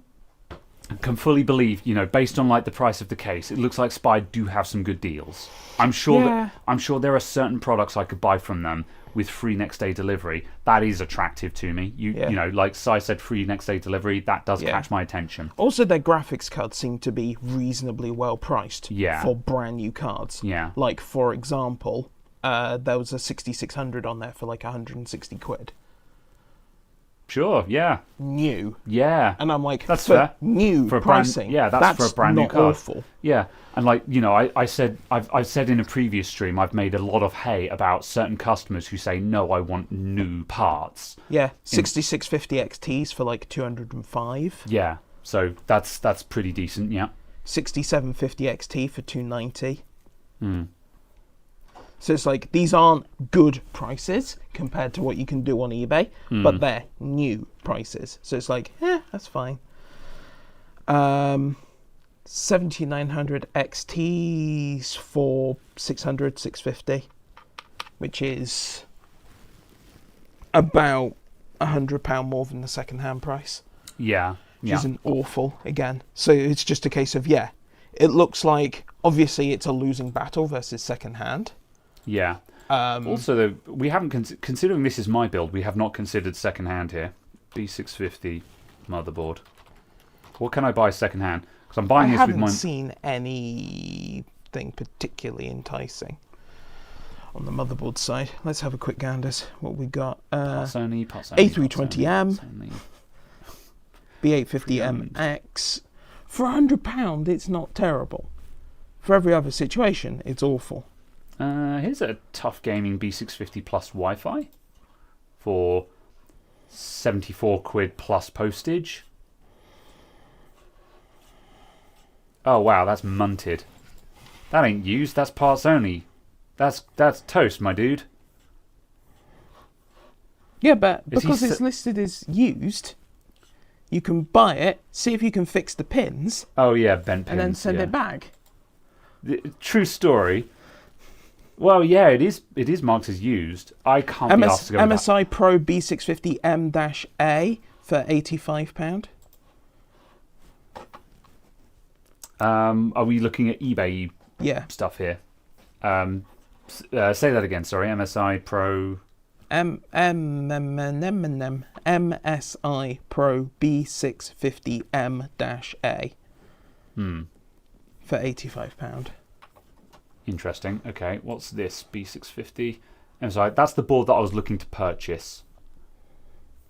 Yeah, B650 Gaming Plus Wi-Fi. Let's see. Working condition. Booting only in single channel mode. Some damage to DIMM A2 clip. Unfortunate. Almost had a sale then. Parts only. Brand new. There just aren't that many boards. Wow, did someone really pick up a Maximus for 90 quid? Yeah, look at this. I'm sorry. Here's a picture of the box. Here's a picture of the motherboard that totally isn't just me taking a picture of the screen of a picture of the motherboard. You couldn't be bothered to open the box and take a picture of it with your phone. Outstanding. Next. Julie. Oh. Okay. ROG Maximus Z790 Dark Hero for 290 quid. That's not terrible for one of them. Bent pins, bent pins. These are all like low-end motherboards that aren't going to have the I/O that I want. Yeah, most of the eBay stuff seems to be Yeah, they're holding. AM4. Yeah, they're holding their value.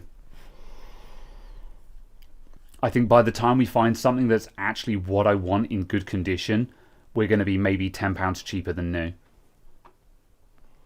It's got rocks inside the unsealed box. Yeah.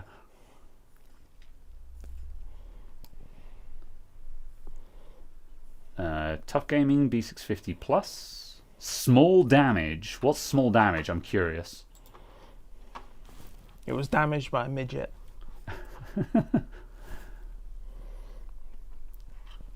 Please note that one CPU socket pin is damaged. This has no impact on the functionality of the board. Is it sold as used? Yeah, condition. I'm blind. Where's condition? Yeah, it's sold as used, and they're saying that it works. So, like, you know, that single bent pin, wherever the hell it is, that single bent pin could just be a ground or something like that. But what's the I/O on that one look like? Oh, two Type-C. Yeah, it's got two Type-Cs. It doesn't. They're 10 gigabit, but Yeah, it doesn't. It doesn't have much in the way of USB 3, but having two Type-Cs does make up for that in my eyes, especially because I've already said I plan to use a USB hub with it. But also it doesn't have Wi-Fi. Again, I'm kind of inclined just to buy a brand new one because, yeah. Apparently someone got terrible. an X670 Aorus Elite AX for 110. It's not terrible. Yeah, tasty. £100 for brand new boards. These are low-end boards, but you know they're fine. It's just not what I'm looking for. Prime.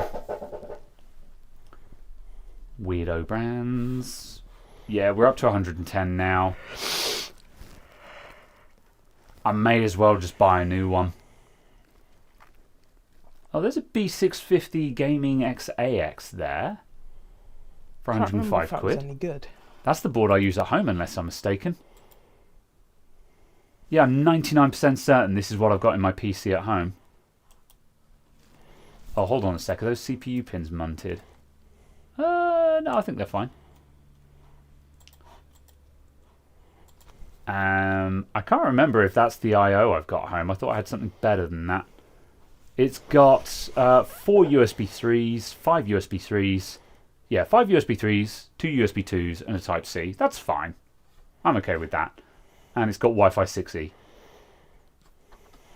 Yeah, for 105 quid, it's going to be 110 after postage and stuff like that. Those pins look like melted SoC pins. Yeah, is that a known failure mode or something? I've got a better picture. Yeah, there's definitely something going on with that socket. There's not, like, thanks for the blurry photos, dude. But yeah, that you can see there's something going on with that socket. 14700 KF, read description, collection only. Oh, some marks on pins that have been straightened back into place. That's why they're weird. Yeah. So this board comes as seen in the picture's original box. I will be packed properly. I'm sure you will.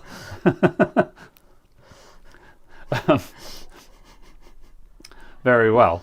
I'm just going to buy the MSI. I'm just going to buy the MSI. I don't think I'm going to mess around. The reason why I'm building a new PC for work is I need something that works and is reliable. As soon as I start buying stuff that is questionable, I think I've defied the point. Oh. That is the stand position. I think 4 is...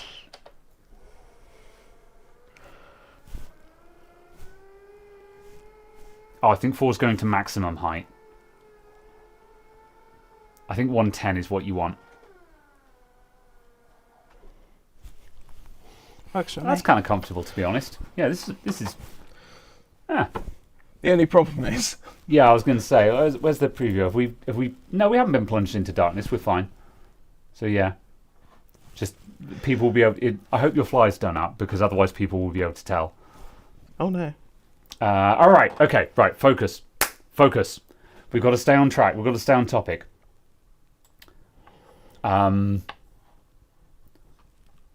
Okay. Staying on topic. Right, 140 quid. I don't think we're going to top this. I'm trying to straighten my windows out. I'm going to scream. There we go. Right. Yeah, I don't think we're going to top this. So, yeah. I'm going to end up spending £610 on this build. But at the end of the day, I think that's money well spent. And also, the 7700K I've got down there, that can be repurposed or sold. It'll run Windows 11, so I could sell it as a cheap second-hand gaming PC. So yeah, I think that's doable. With regards to RAM, is there any benefit in having more than 32 gigs of RAM? It depends on if you need more than 32 gigs. And I know that's on whether you're using 31 gigabytes or not. Yeah, and I know that's a really unhelpful answer, but let me put it this way. For the average gamer, 32 gigs is fine. Wow. However, the time when you're going to need more than that is if you are a heavy gamer or a creator. And by heavy gamer, let me give you an example. Last weekend, I was at Ferality all weekend. So I was running VR chat, and so I'm running VR chat in 90-person instances.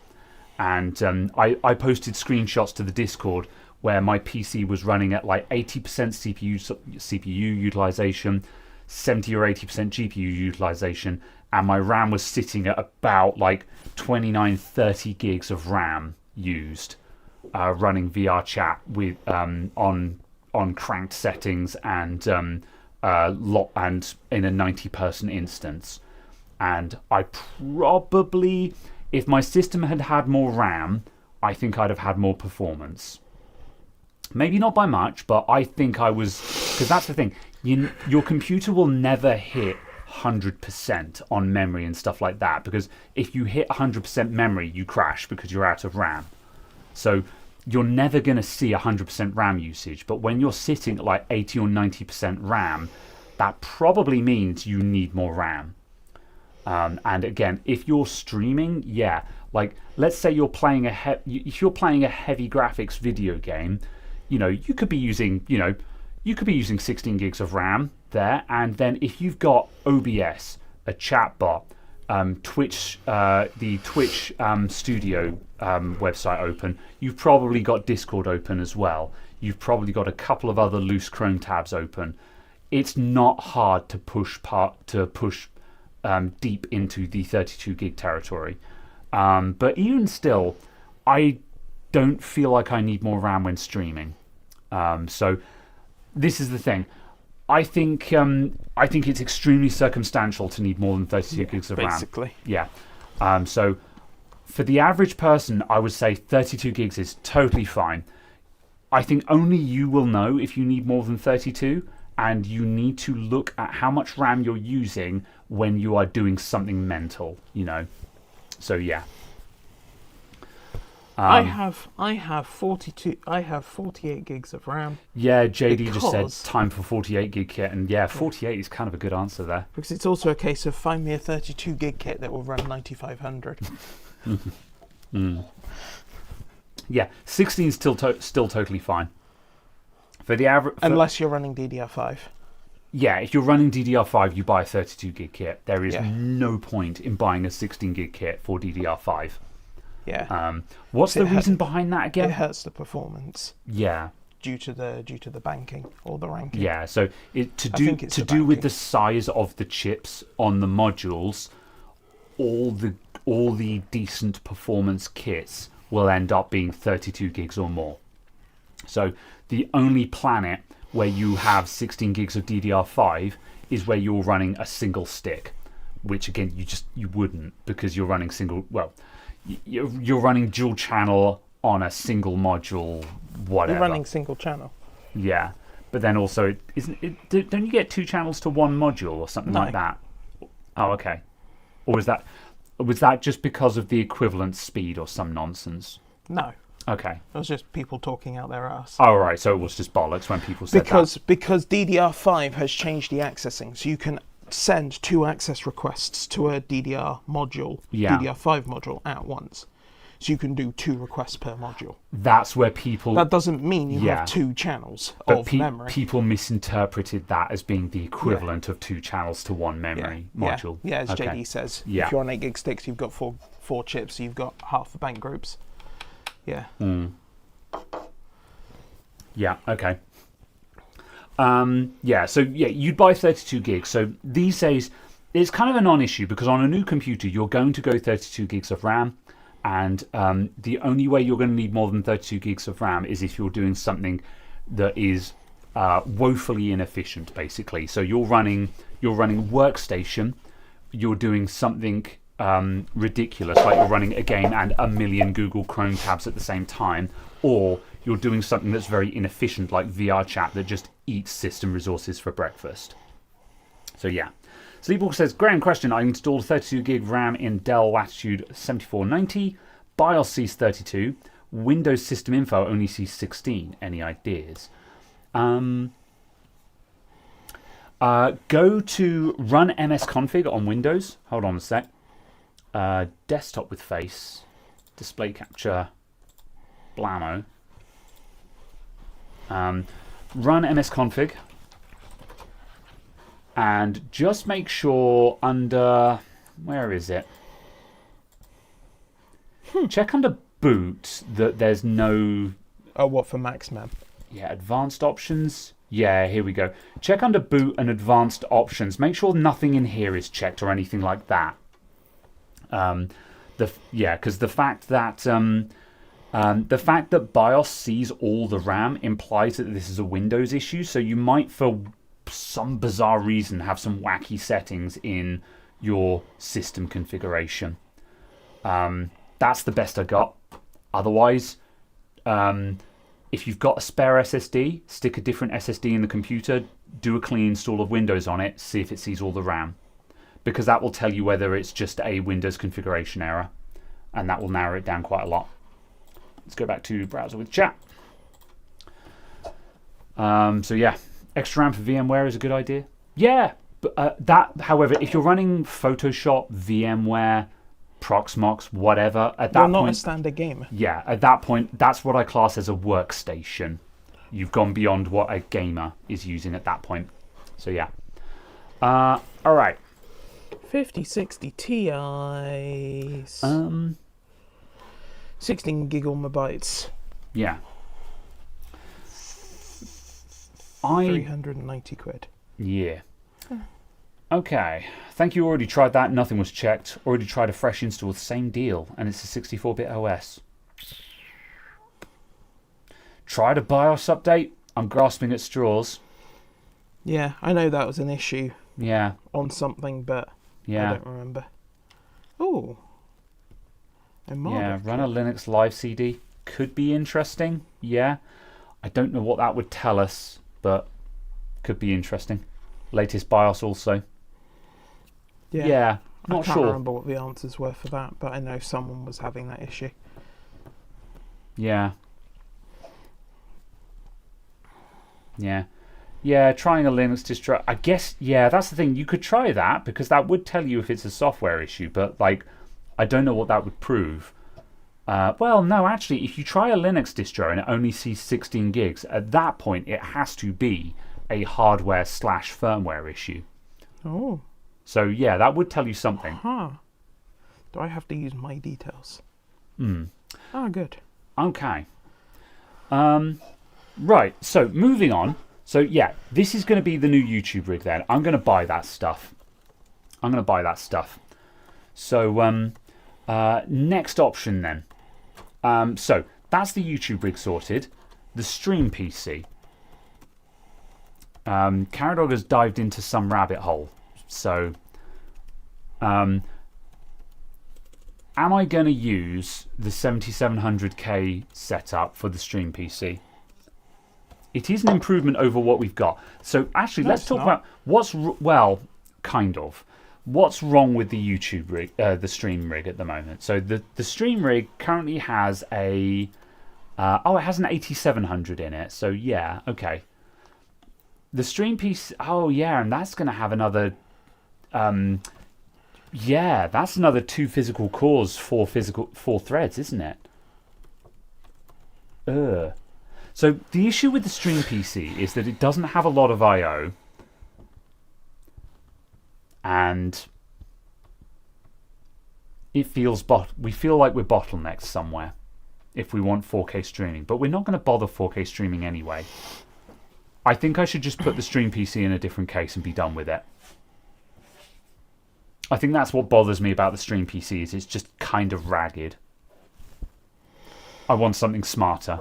I want something a bit more permanent, so to speak. I think that's my grievance there. I just want something that's a bit less jank.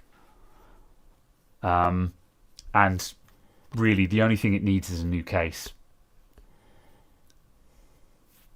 And what I kind of want to do is get a new front I/O panel for that Fractal North I've got and put it in there. Okay. I'm going to find Fractal's email address so I Are you can going to email them? I'm now? going to email Fractal. I'm going to do it right now. now? Yep. Fractal.com. I want to email Fractal. How do I... Wow, awesome. Fractal case.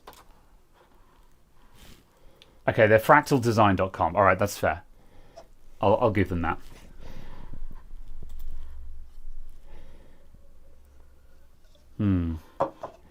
Support. BioStar, we're just happy to be there.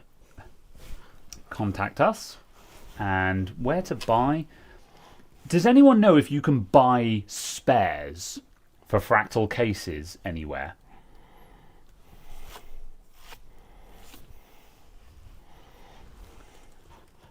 Because this, what I need a new I/O.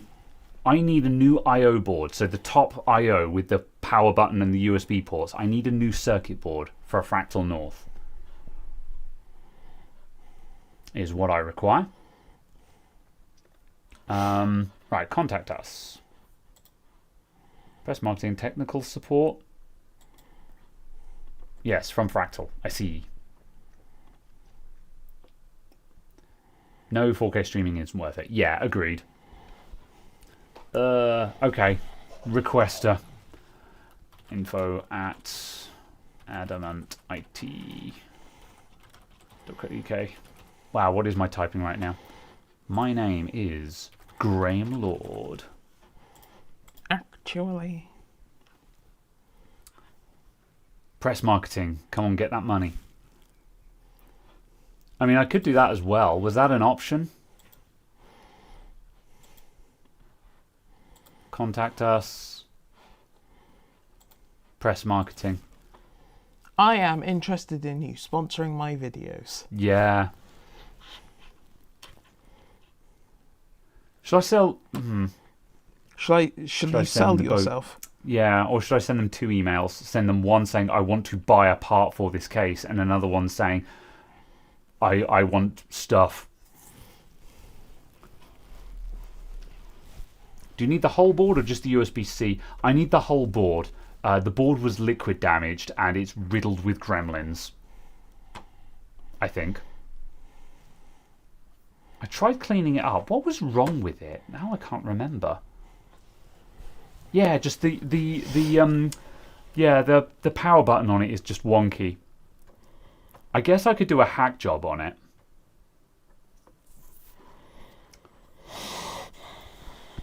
I'm gonna start out with this. Type technical product part or part replacement. Where are you from? I'm not from Europe. I'm from the United Kingdom.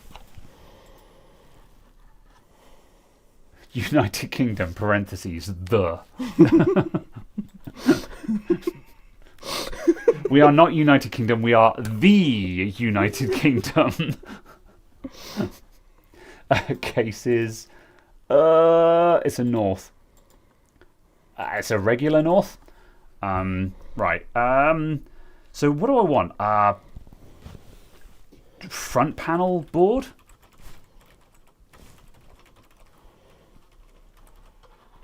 Description of problem. Front panel board liquid damaged. Would like to purchase replacement board. See, that's where you're going wrong. Why? What would you say? I am looking for a replacement. I'm looking for... I guess. Okay. I am looking for a replay. Fuck my life, I cannot type right now. Oh, I'm sorry, I'll make that better. No, it's not the height that's the problem. No, I meant to do that whilst you were typing. So Oh, it's just I like, see, yeah. fucking what?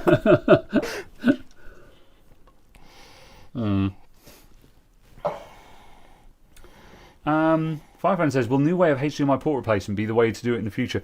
Yeah, so regarding the PS5 video, yeah, I'm going to do... I'm probably going to do hot air replacement on all ports in the future now, because now I've practiced that and like figured it out. I will continue to do that. There were also lots of comments being like, oh, why didn't you heat from the bottom and let the port drop in? The reason for that was just camera angles and stuff like that. However, I am going to set that up. Can I interest you in an NZXT-H7 Flow RGB brackets 2024 for £110? Not for 110. Like I built in one of those recently, and it's just a excessively large case for no reason. It's just a case that, like, yeah, I built in one of those, and it's just a case that's bigger than it needs to be. And like, if you're putting in like water cooling and stuff like that, sure, but I don't need a case that's big, and I don't want to spend £110 on a case. I want to spend 80 quid on a case, you know. Like, I think £80 is a magic number for a premium case. Yes, it is. It's a magic number. So yeah. Okay. I'm kind of interested in the Deep Cool CH17. I'm gonna put an exclamation mark on the end of this to make it slightly more casual. I'm looking for a replacement board. Okay. For faster service, please fill out your product's model number. Oh God, I've already told you this. God, they want a serial number as well. Oh, my days. All right, lower the table. We're getting the north out.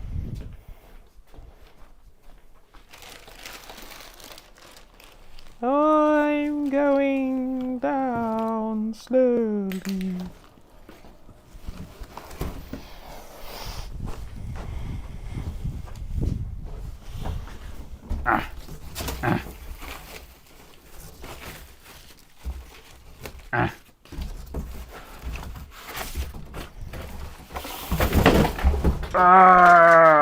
Are you making enough noise there? Could you for me, please? Could I floor you?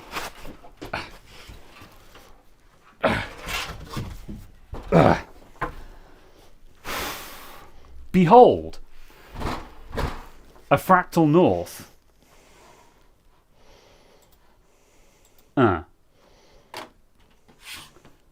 Right. Yes, you know what? I will also ask them for review samples. I would like to be friends with Fractal. Fractal have got a Twitch team with like 5 people in it. Excellent. And like those people, they don't have like astonishingly high follower counts or anything like that either. So like part of me is kind of be like, hey, what does it take to get into your Twitch team? You know, That would require you messaging them. it would. Maybe I'll do that. All right. Get on with it! Okay. So yes, I need to replace the circuit board that's under here. There are still signs of liquid damage on the outside of the case. Yeah, I haven't wiped it down because the thing doesn't. Yeah, like I did testing on this. The symptoms are that it randomly if you build a computer in this, it randomly turns off because of damage to the power button, basically. But now I'm kind of thinking, like, how did I try and replace the power button? I think I reflowed the solder joins on it, but also I think the problem is like liquid got. See, now I'm wondering how much work is involved in actually fixing this. I'm gonna take the top panel off again.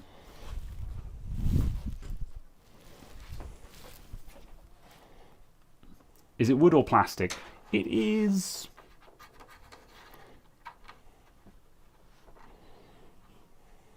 I think it's genuine wood.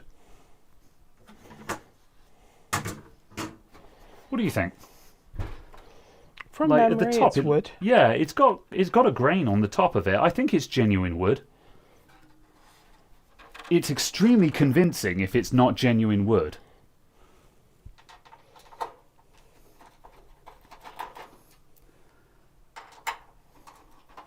Says a man that refuses to log in. Oh, I refuse to find my account. I think the only reason why I have an account with Spire is that they called me up and strong-armed me into it at some point. How does that come out now? It's for your own benefit. Maybe. However, they don't have a motherboard that I want to buy, so make of that what you will. You need to undo these screws. Yeah. Probably the white ones. Oh, yeah, I think you're right, actually.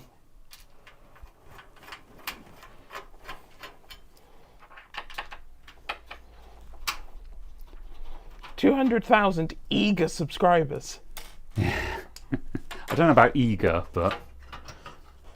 Will eagerly watch YouTube videos, just not mine. Yeah. Okay, that's got to come off anyway.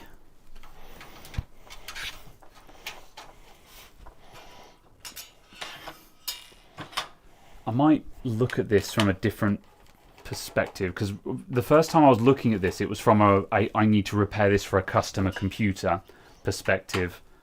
But now I'm thinking, well, actually, if I'm going to use it for like the stream PC, it doesn't need an elegant fix, it just needs a fix that works. And like someone said, oh, just, you know, unplug the power button and have another power button plugged in somewhere. And I'm like, yeah, could.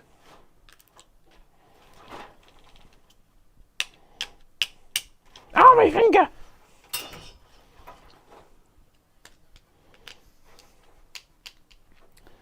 Whoop. Right. Yeah, because like I could grab a random power button and just have it as a and just put it on a PCI Express blanking panel or something, and leave this one disconnected. Or you Or. could finish sending the message you've already started typing. Don't want to. All right.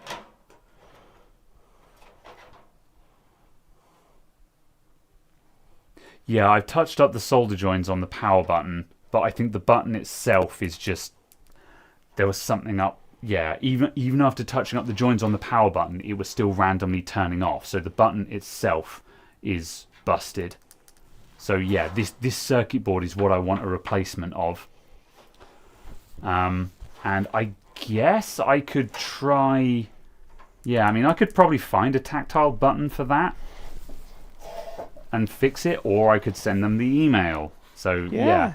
All right, whatever. Okay. Well, now we've taken it apart. Okay. Yeah, let's put that roughly into place. I'll put a screw to hold that in place.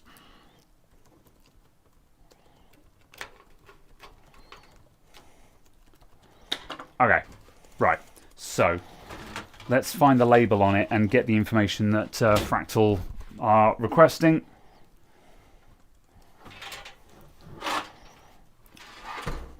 Whoop. Okay. Oh, there we go. That's actually a very useful label. I thought this label would be just like an obscure sticker somewhere, but there's actually a very big sticker on the bottom that goes model number, serial number. This is the nice thing about premium brand cases. They're actually well designed. Right, product's model number. It's an FD-C-NOR 1C. How many subscribers you got? 03. 190,000 and something. Are you writing the email for me now? Yes. You know what? Fine. It was faster. 2321 FD. 190, 601. I will not apologise for Good the way guess. I am. 381. If spare part is needed, please fill out your full name and full shipping address for a faster service. Sure. I am Graham Lord. I am at 3B Salisbury Street, Shaftesbury, Dorset, SP78EL. Oh, also, just a quick time out here. On the last podcast, which was 2 weeks ago, we were drinking Cranbourne Chase cider. And we were just like, oh, this is jolly nice. Someone sent a box of Cranbourne Chase cider into the shop, like a 12-bottle selection box. There was no name on it. I'm just going to double check just to make absolutely certain. But yeah, someone sent in a crate of the Cranbourne Chase. Whoever you were, thank you very much. So yes, we do not know who sent it. They are an anonymous sender. Much appreciated. So yes. Might be poisonous. That would be quite a trick. But yes. Oh, just use the reset switch. Yeah. Yeah. Or you could finish sending the message. I'll do that as well. Jesus! Chat, stop it. You got so angry you leaned against the buttons on the table. Right, for a faster service, when spare part is needed, please fill out your phone number. Okay. Yeah, they can have the shop number for that, because that's also a matter of public record.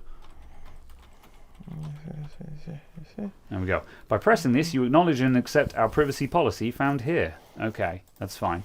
I am not a robot. Submit. Okay, I did it. Praise me.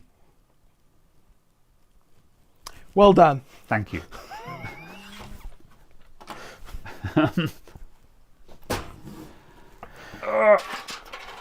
All right. Yeah, okay, so we're going to put the Stream PC in this, and then I'm going to put it down here. And it suits the desk as well. That's the other reason why I kind of wanted to use this Fractal North, because we'll actually have, we might actually start building up a set that looks nice, which would be kind of cool. Well done, Graham. Have a drink. I already have. That's part of the problem. Okay. Right. I'll put the screws back into this just to keep it all together for the time being. Okay. Well, that is that sorted out. What screen are we on? We're on that. Yeah, cool. Okay. Right. Ian says, noob question time. What's the difference between CL363840 on Corsair Vengeance DDR5? So, CL is CA latency, or is it CAS latency? Yeah, CAS latency. So CAS latency is the first big timing number in the primary timings of RAM. As it says, it's accessing the column. Yeah, that contains the information because it's column address strobe. Yeah. So it's accessing the column of the memory because the memory is literally like an Excel spreadsheet. Yeah. Where you have columns and rows. Yeah. So CAS latency, it is the first primary timing number. Now, it is not the be-all and end-all of RAM speed. This is really, really important. Like, especially on DDR5, when you get down into isn't it like the tertiary timings that become more relevant on DDR5? It's basically not relevant these days. Yeah. However, the reason why we care about it is having a good CAS time is a good indicator that the RAM is not garbage. Yes, because they set all of the other ones from that, but mark it off of that one. That's it. So, like, if you buy RAM that is 6,000 megatransfers CL46, it is going to be garbage RAM. Whereas it's going to be Micron. Yeah. Whereas if the reason why we for AMD systems we aim for 6000 CL30 because that guarantees like 10 nanosecond first word response, which is kind of that benchmark of this is at least good. Yeah. It is at least not crap, basically. Yeah. It guarantees that you have not terrible RAM. Yeah, it's as Jace D says, it's the case of it doesn't actually matter. Yeah. It's the fact that it identifies what other memory ICs you actually have, what actual chips you have from which manufacturer. Because Corsair doesn't make the RAM. It's a case of that actual module is made by Hynix or Micron or Samsung. Yeah. So basically, for AMD, the reason why we always aim for that low CL number is just a low CL number generally implies the better chips, which again it just basically it doesn't guarantee performance per se, but it guarantees that you're not buying garbage. It's as good a guide as any without getting into the weeds of primary, secondary, and tertiary timings. Because with RAM, you go big or go home, basically. Like, I cannot be bothered to learn RAM timings, so I just buy 6000 CL30 and rest easy that I have something that is not garbage, And for people who care about RAM timings, they can then be like, CAS doesn't matter. However, they have also set 30 other timing numbers on their RAM. So yes, Ian goes on to say, I bought a pre-built because I'm so out of touch with modern systems. It only has 16 gig in it and it's running out of memory. Is that 16 gigs of DDR5? Yeah. So that's going to be wonky because of our prior conversation that DDR5, there's no reason not to have 32 gigs of RAM. So yeah, you probably have a cheap RAM kit in there. But as we noticed, though, let me just bring up the page because I've still got it open as an example. Let's see. Browser with chat. Yeah, like this here. Corsair Vengeance, DDR5, 32 gigs, 6000 CL30. Like, for an AMD system, You buy that, it's 80 quid, buy that and you're fine. It's fine. It's fine.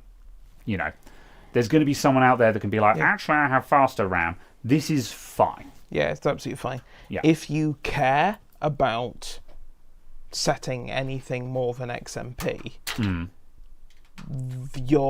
it instantly scales up the amount of time you're spending by, a factor of 10. Yeah. And also... and it's partially a case of just making sure you don't have a bad XMP, because some of the XMPs are slower than just not turning it on. Yeah. And it's incredibly debatable whether it's even... Yeah, it's incredibly debatable whether it's even worth going further than that in many cases as well. But yeah, it depends on what you're doing. So yeah, really odd to have 2 times 8 gigs of DDR5, but on the other hand, it's a system integrator, so system integrator. They will have screwed you in every venue they can. Yeah, and again, in this case, it's Corsair Vengeance 5200 CL40. So yeah, there's basically the cheapest RAM money can buy, and yeah, in a surprise to no one, the cheapest memory money can buy is not particularly good. So yeah. But yeah, if you want to start getting into it, based at least on kind of the loose kind of summations I've been trying to make, it looks like you want to start looking at what TRC and T4 are as timings. If you want to set anything more than just set XMP and be at peace. Yeah. I really want to know more about RAM timings, but also I don't have the energy. Well, I think it's also an issue just every time it comes up in conversation is a time like now where I'm most of a pint deep in cider, where it's just like, I'm not in a position to be learning new things right now. But at the same time, I want to have a vague idea of this stuff. But yeah. Let's see. Anything under CL30 is diminishing results for cash outlay. Yeah. Yeah, pretty much. Like the last time, a while back, Caradog and I actually did some benchmarking on RAM speeds because we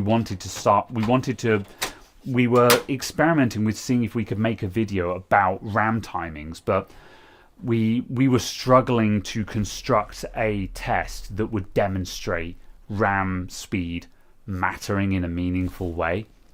And like we're also just struggling finding CPU bound tests. Yeah, because we just didn't have fast enough graphics cards. Yeah, this is kind of the issue. Is it's easy for people to start talking about having super high speed RAM and you need to do this and you need to tune all of your timings and stuff. But also, I challenge any of you to show a real world test where it actually matters. Yeah.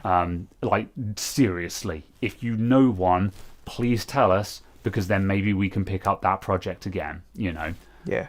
Because I'm sure we can demonstrate it in synthetics, but no one cares about synthetics.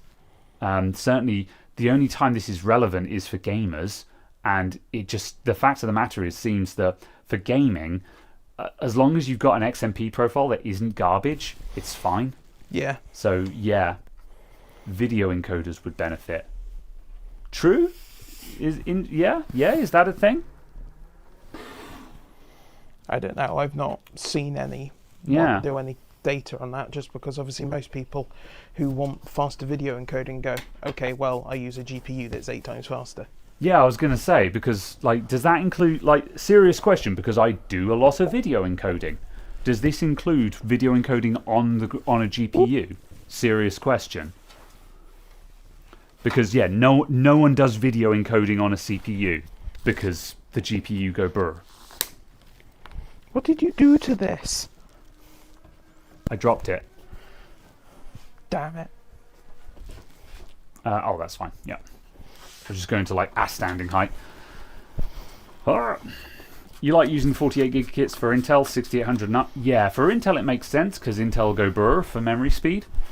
AMD is not great for memory speed because of how on an on an AMD CPU, the bus on which the cores communicate is called the Infinity Fabric, and the Infinity Fabric maxes out at 2 gigahertz. Yeah, basically. And so that you want, so it maxes out at 2 gigahertz, and you run.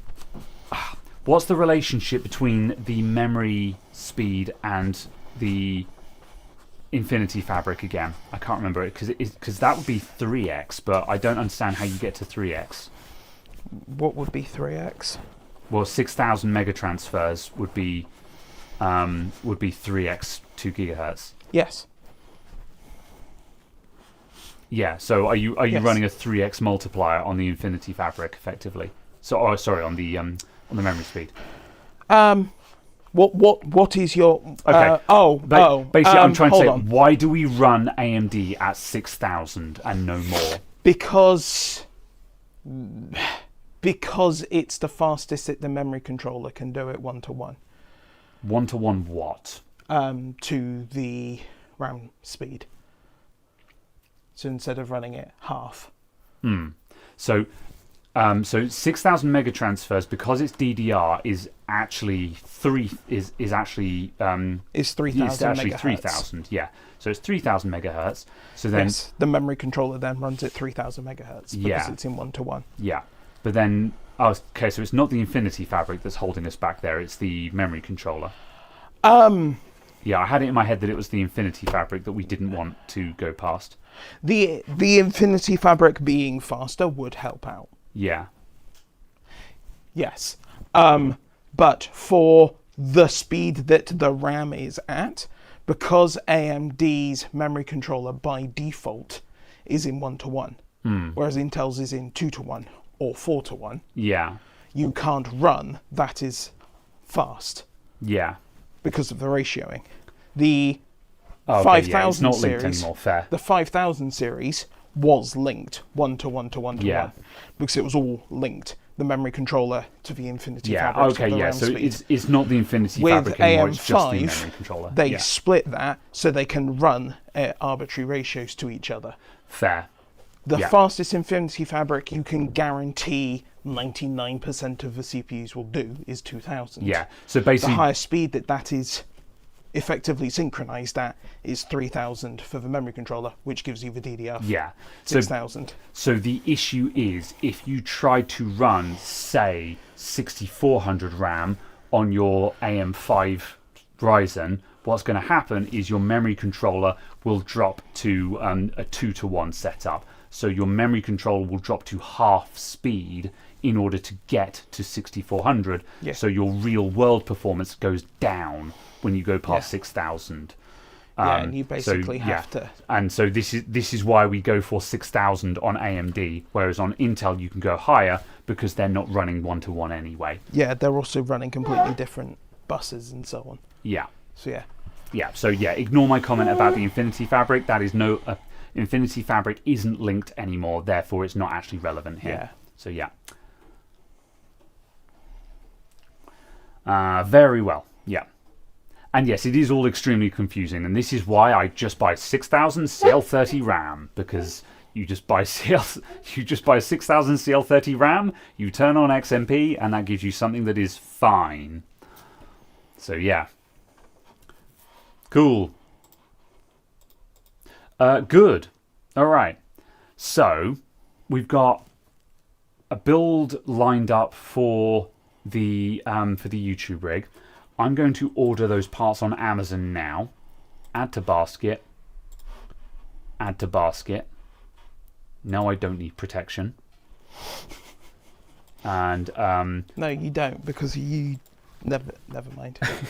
Never mind. I've already got the graphics card. Thermalright. I need a cooler. Grab it from AWD because they were running the offers on there, and because you're Oh yeah, and I'm already buying the case cases. from them anyway, aren't I? Yeah. Yeah. Okay, right. Let's come back.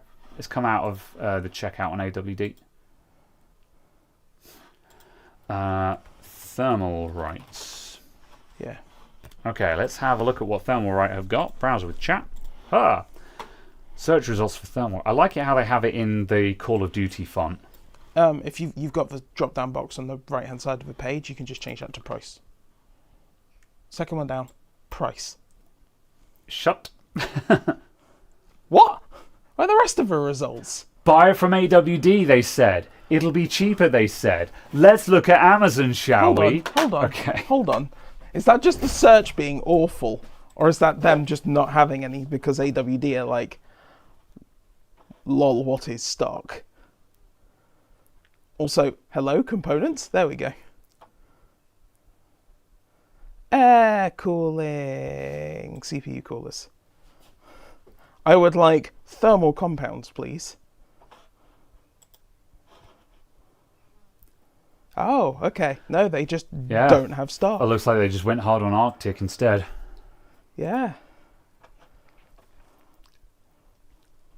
Rip.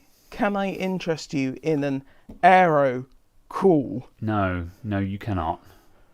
Okay.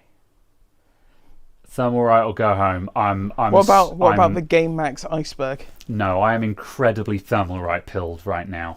Thermalright is just like, yeah, I don't understand why anyone buys anything other than a Thermalright to air cool their PC.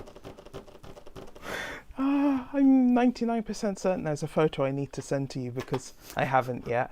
I see. What about an Arctic Freezer 36 for £35? Yeah, like there's not a doubt in my mind that the Arctic coolers are great. You know, Arctic are a great company. Are absolutely fine. Yeah. Or I can go Thermalright to Amazon and go Thermalright. Yeah, Thermalright is going to be higher performance for less money. Others are thermal wrong.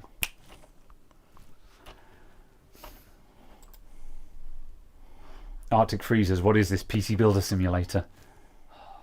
I should have done the PC Builder Simulator April Fool's stream. I didn't get organised in time. Oh, you're true. It's true. You have. Yeah, I have been buying them because they're cheap AIOs. That function. Yes. Yeah, I hope they function anyway. They seem to work when I fit them. I've no idea how good they are long term. I hope they're good. Check the 849 one for comedy. No. I will just buy an Assassin's Spirit V2 Plus for $16.79. Thank you very much. Like, I'm tempted to say don't even bother scrolling. We already know that's going to be the answer because it always is. Would you like a treadmill? Kinda. I'm FlexiSpot sell treadmills, and I kind of want to get. So they're going to send you one to do another integration because they don't have money. Yeah. Well, I kind of want to take one of their treadmills, but also I really want more FlexiSpot tables to replace all of my other tables. So I keep saying, yeah, send me another table instead. Would you like a Sudoku cooler? I don't need to solve puzzles before it will cool my PC. You must commit seppuku. My Intel CPU will commit seppuku on that. Oh, hold on. What was that? Was that the X? Thermalright Assassin X. What's the difference? 120 SE. I think that's just the older version of it. When the pictures load, maybe as a special treat. There you go. Ah! I didn't open it in another tab. I am a fool. You absolute potato. Oh yeah, that one looks nicer as well. Good. Add to basket. Done. Proceed to checkout. Yeah. What's the temp difference? Negligible. Oh, between 1 and 2 fans. Possibly a couple of degrees. Running push-pull fans does make a slight difference. It's massive diminishing returns, but it does help a little bit. It's probably the difference between having to ramp the fan up by a little or a lot under load, basically. What? These guys have emailed me a couple of times and been like, do you want to use our multimeters? And I'm like, no, not really. Is that one of those displays that they used to make in like the 90s crappy kids games for £6? Yes.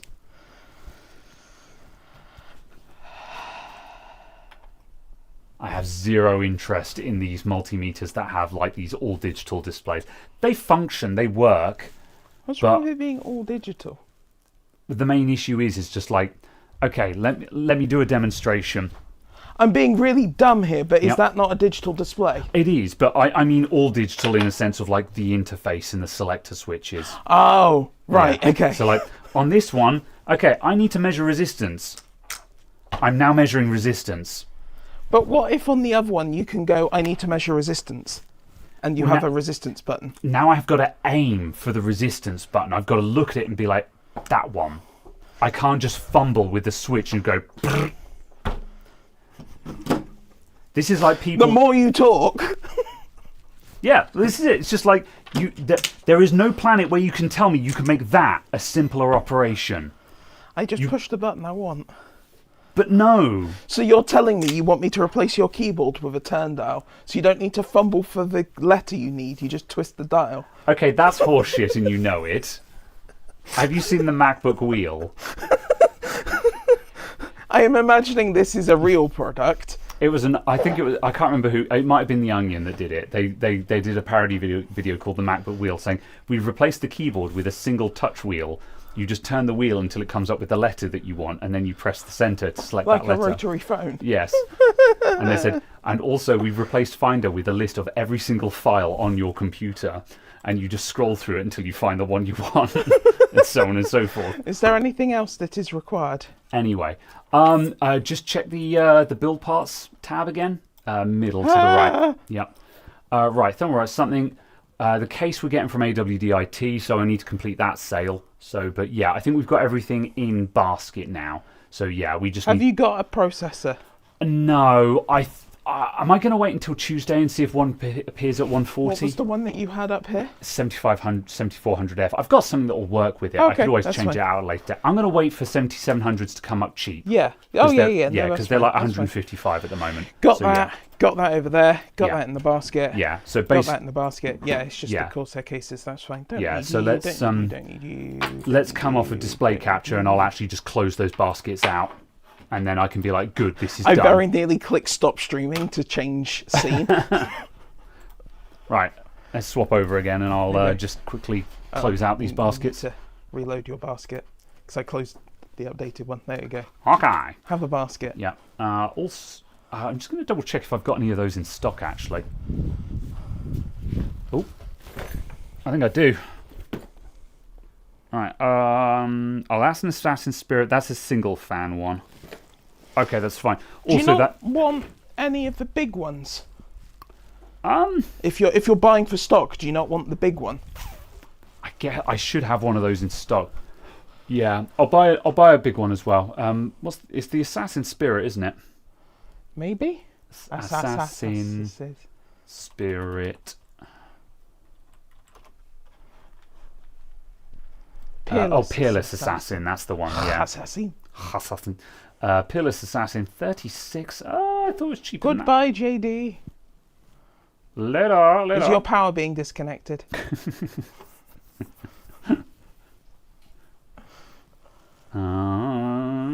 Yeah, it's 36 quid at the moment. I had it in my head it was cheaper than that, but still, £36 for a CPU cooler that can cool Was it? anything you want.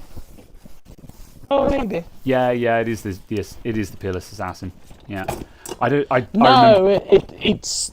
I think it was the other one you bought last time, because they've got two dual tower ones. oh, Because they've got the grey one. Yeah, which I is mean, the that's slightly the newer big- looking one. that's the big one though. Either way, Yeah. Oh, I but see. they've got the one's grey slightly- one, which is the slightly newer looking one, which is why it doesn't say you recently purchased this, Yeah. and I can't remember what it's called. But yeah, Fine. I might hold off on that for the time being. yeah. Yeah, no, I'm not going to mess around. I'm just going to get this basket done. Also DMs apparently. Oh, My DMs or Caradog's DMs? mine. There's a 6 and 7 heat pipe big one. Yeah, fair. 130 for a 7700 on Cacti PCs. What the hell is Cacti PCs? I'm not playing that on stream. I don't even know what it is. Right, proceed to checkout. Good. I'm not doxing my payment details. Good. Join the Cacti movement. Why does it come with a suppository? Yeah, if they've got a 7700 for 130 quid, that's pretty cool. If they're just importing Buy them us from by China. sending us a message on WhatsApp. Yeah, I'll have a look at that in a sec. Right, would you like to add this retailer to your trusted list and manage? Yes, I would like to trust Amazon. Right, let's get these payments put through because otherwise I will forget. I have to do stuff just here and now, otherwise it won't get done. Amazon purchase. How do you buy parts off of them? Because the only thing I'm seeing is pre-builds. I have approved in app. Probably an Intel 7700K. I mean, they are selling a computer that has a Ryzen 5 4500 in it and an RTX 3050. You closed my AWD basket. No, I didn't. Well, it's not open anymore. I've just had to reopen it. I didn't close it. Pay with Amazon. Pay with Amazon. I sure will. See? Suits. I could play with... What is Klarna? Serious question. Everyone wants me to pay with Klarna. Buy now, pay later. Yeah. What, are they a credit card company or just... No, they're buy now, pay later. I see. Short-term financing. Oh. Is this like a payday loan? Like, do they shaft you? Because if you ask nicely. Well, it's just... I've heard that they're mega sketchy. So, they're a really, really bad idea for you to use. Is that just simply because they're encouraging people to buy stuff they can't afford? No, because they require you to pay on time. And they require you to open your post. That's why they're really, really bad for you to use. Oh, I see. It's a case of it's buy now, pay later, but if you miss a payment, they will hit you with massive penalties. They'll charge you interest and charge you fees. Yeah. Yeah. I haven't been tempted to, for the record, because I'm moving away from credit. I'm just being incredibly specific. Yeah. Yeah. Like, don't get me wrong, I'm not tempted. It's just I see them everywhere, and I'm what's the deal with Klarna? I use them a lot because it's 0% financing. Yeah. So I just use 0% financing for stuff. Fine. Do you save money? Because everyone's just like, oh, you'll get a coupon and stuff like that. Like, are you... Some stuff. They apply discount codes to certain baskets and stuff. All right. AWD, Amazon Pay. Yeah. Shipping to the shop. Yeah, I use it for lots of the stuff where they order. give you discounts. But otherwise, personally, I just pay on Amex. Fair. Because, points mean prizes. Caradog 100% the person to abuse them. Yes. I got £100 out of Klarna for them rejecting my order. They gave me £100 as compensation. Wow. Very well then. Just you and Sai, just Captain Karen, Because they offered me Klarna to buy this, and I was like, oh, you know what? Sure, why not? It's 0% interest financing. Okay, yeah. What difference does it make? I'm going to buy it on a credit card, or I'm going to buy it through Klarna. So I ordered it through Klarna, and they rejected the application, and that order went out of stock, so I couldn't reorder it. But I'd already made another order on a credit card because I saw it was failing. So I was just like, oh, fuck it, whatever. Bought it on credit card, so I got it. But then they phoned me up and said, oh, we see you made an application. Do you still need it? And I said, well, no, because the item's gone out of stock now. So even if I needed it, I couldn't buy it. Yeah. And they're like, oh, my God, we're so sorry to hear this. Here's £100. Here's £100. Okay. Okay. Yeah. So, yeah. Yeah. Very well. I do not have the energy for those games. Yeah. So, yeah. Yeah. Fair. All right. But, yeah. Okay, so I've ordered those parts. Those that is done now. So it's fine. That stuff should show up during the week. So next week we build a new YouTube rig, I guess. Yeah. Continue. Yeah. Sorry, you were saying about I don't have energy to play those games and so on. And I was just thinking about the fact of it then follows on with the statement of I often pair with my ring. I see. Is that one of those smart rings or something then? It's contactless payment. Oh, neat. That was just the fact of you saying I don't, and I thought, that's an interesting phrasing to follow on from that. Yes. Yeah, fair enough. You can also use it to unlock cars. Neat. So is that just so is that just basically an NFC thing? Yeah, that it's you can just an NFC tag, and you program the NFC tag. Yeah, so you can just program that with the stuff you have in Google Wallet or whatever, effectively, yeah. That's kind of neat, yeah. Fair enough. And then you can walk up to payment machines and just be like, and people can be like... See, what I would be doing, I would let's say that this is the card payment machine. I would walk up and be like, I'd do a flare. I'd be like, "You are paid," and the person would be like, "What the f- just happened?" You know, because if they don't know that like these NFC rings, because I'd never seen one before, but I was dimly aware that these things existed, which is why I said, "Oh, is that one of those things?" You know, but yeah, I'd be like, magic. You know, I would do a flare, you know. Jedi mind trick on the machine, yeah. Let's be real, the main reason you use it is to make women think you're married.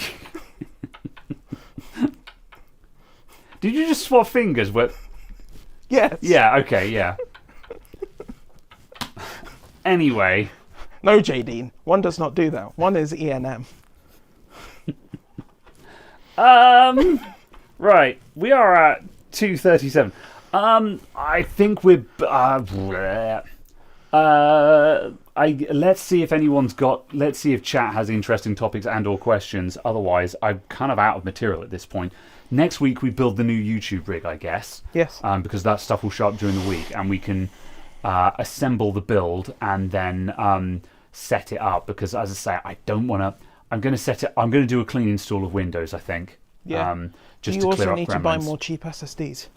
I've got SSDs in stock, if I'm honest. So, no, I think I'm good. Yeah. I've started looking at like second-hand 990 Pros and things like that, and just seeing what comes up on those. Yeah, I guess. And like the Hynix Platinum P41s. Yeah. 7700 versus a 7800X. Best value AM5 currently. No idea about pricing. So, with AMD, like the 7700, because you can pick them up for like 130, 140 on AliExpress, that is basically the best value for money you're going to find. And the only thing, like the 7800X is going to be a bit faster. It's going to have a bit more boost on it and stuff like that. But that's not going to change your world on a gaming PC. The only thing that's going to change your world on a gaming PC is to go to a X3D processor. So you'd have to go up to like a 7800 X3D for that to matter. And like, how much are those going? What to what? A 7700. Oh, I see. Yeah. So like 7700 versus 7800X. You wouldn't bother with, you just buy the 7700 because it's cheap. You wouldn't upgrade from one to the other, no. Yeah, but like, let's say you're buying a CPU. You wouldn't bother buying a 7800X when a 7700 is 140 quid. Yeah. So yeah, but a 7800 X3D, however, I'm guessing something in the order of 270 to 280. 277, I'm just going to go through to checkout just to see what the actual, because whatever. Yeah. Add to cart. Go to cart. Remove the 7700. Yeah, so actual in-cart price, 277 for a 7800 X3D. So yeah, you'd need to... how much is Amazon 7800X? I don't think you could, that doesn't seem to exist on Amazon at the moment. There's a 9800X for 420 for some reason. Well, yeah, that's about the going rate for 9800 X3D. No, it's not. Oh, it is a 3D. Yeah, sorry, I thought that was a non-3D. Yeah, because there was a space after the X. I read that as a 9800X non-3D. And I'm like, who the hell pays 420 for that? That's why I was confused. Yeah. So yeah, like I don't think you'd bother with a 7700X or a 7800X. Apparently the 7700X is a big lift on the bass frequency, but again, like the bass frequency, that's not where anyone is living. You're living on boost. Yeah, you're going boost to is be all that matters. way 100 above that. Yeah. In 9,000 99.9% of circumstances. Yeah, like the base frequency that's your worst case scenario, assuming that you're power and or thermal limited, and you're going to be power or thermal limited into the Stone Age to be stuck at base speed. It's basically only going to happen when you've not fitted a cooler. Yeah. So the base speed is functionally irrelevant. The boost is all that matters, and the actual boost is probably going to be like 100 or 200 megahertz, which again is going to be slightly faster, but again, it's not going to change your world. The only thing that matters is whether you get an X3D or not. This is why AMD's product lineup is kind of weird. You either buy the cheapest one on the market, which used to be the 74 or 7500F, but now you just get the 7700F because it's like £20 more, and you get the 7700 instead.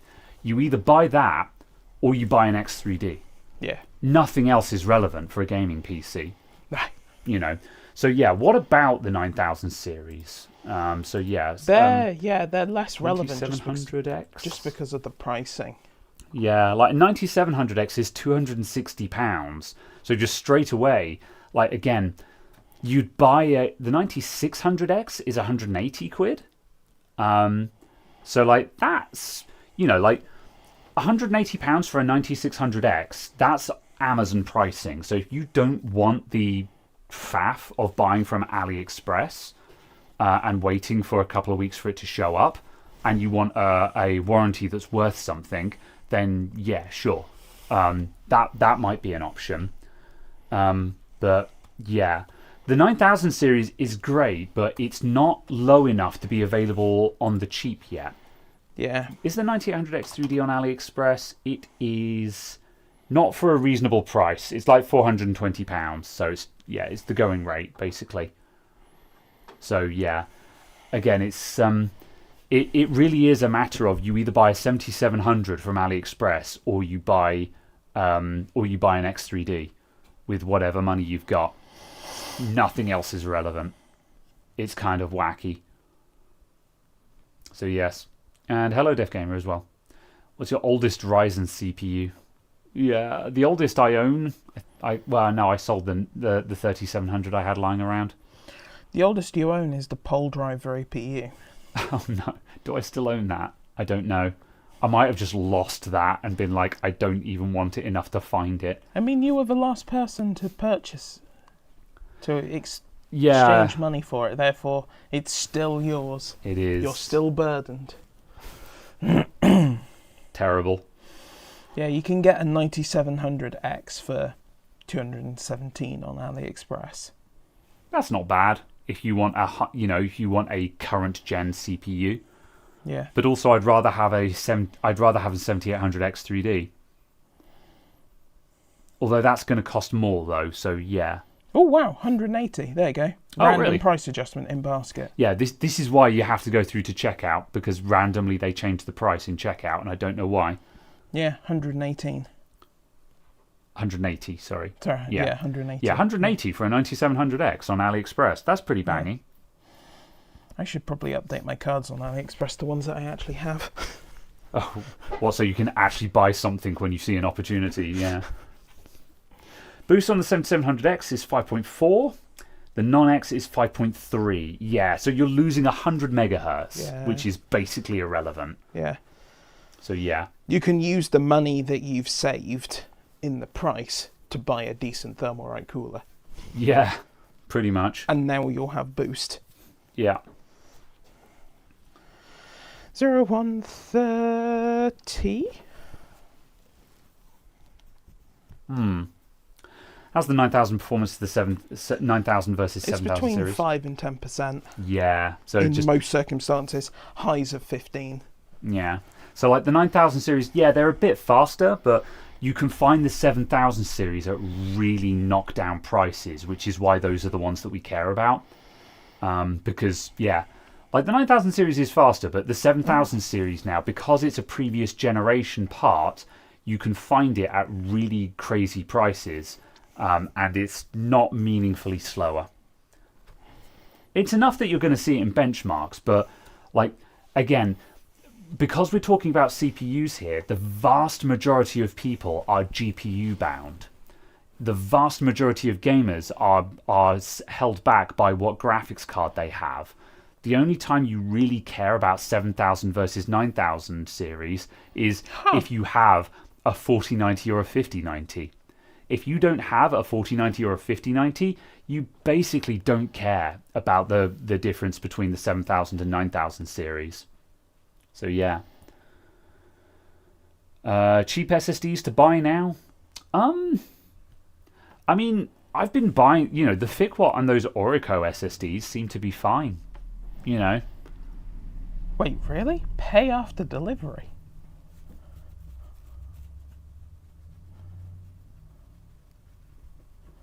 Huh. That probably just puts a delay on the payment until after Yeah. Like for the longest time, you could get pay after delivery on eBay when you paid via PayPal, and it would basically just delay the payment by a couple of weeks. Oh, yeah. No. but- I don't disagree, but it's just Yeah. the fact that it's a thing that AliExpress are offering Yeah, with international shipping.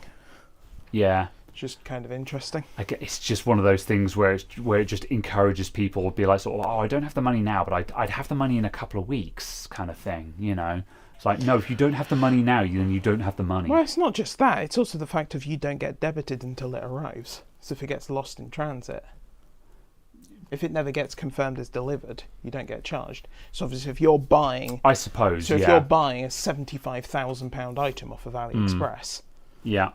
you don't get charged until it turns up. Yeah. Yeah, Scotty Doggy also points out that main difference with the 9000 series is that the X3Ds, they switched the die to the other side of the core, so you get much better thermals. And yeah, that's true. Sure, on the X3D, Yeah. but then also the like 700X isn't a 3D part. yeah, but also the thermals aren't really your enemy on AMD anyway. It does give you a lot more boost. So it does make the 9800 X3D a lot faster than the 7800, Yeah. based purely on specification. Yeah, well Because that's where they're getting the 10 to 15% performance out of, I guess, then, isn't it? Well, it's 20 plus between okay. the 78 and 9800 X3Ds. Oh, fair enough then, yeah. But the 7700 versus 9700 is between 5 and 10%. Got it, yeah. Yeah. Yeah. And it allows you to overclock the X3D, which is Yeah. fair, yeah. Yeah. At 1080p it might matter. Yeah, but who cares about 1080p? At 1080p with these kinds of parts you're running at hundreds of FPS. So who cares? Yeah. Like on 1080p on a budget system, you care about 1080p, but also on a budget system you're not running X3D parts. Whereas if you can afford X3D parts, then you're not running 1080p because you have a higher end PC and you're aiming for 1440. Or you're running a 500 hertz. Yeah, I guess if you're a professional esports gamer So you're and literally a paid esports if you're gamer. literally a professional esports gamer and you are running ultra high refresh rates where you actually need 400 plus FPS, we Yeah. can start having that conversation. But yeah. So yes. Can I... Where's it gone? There you are. Can I interest you in a new soldering iron? Oh my god, £2.74 for a soldering iron. No. With a flame already attached. Isn't that the cheap one I've got over here? I think it is. Yeah, it is. Yeah.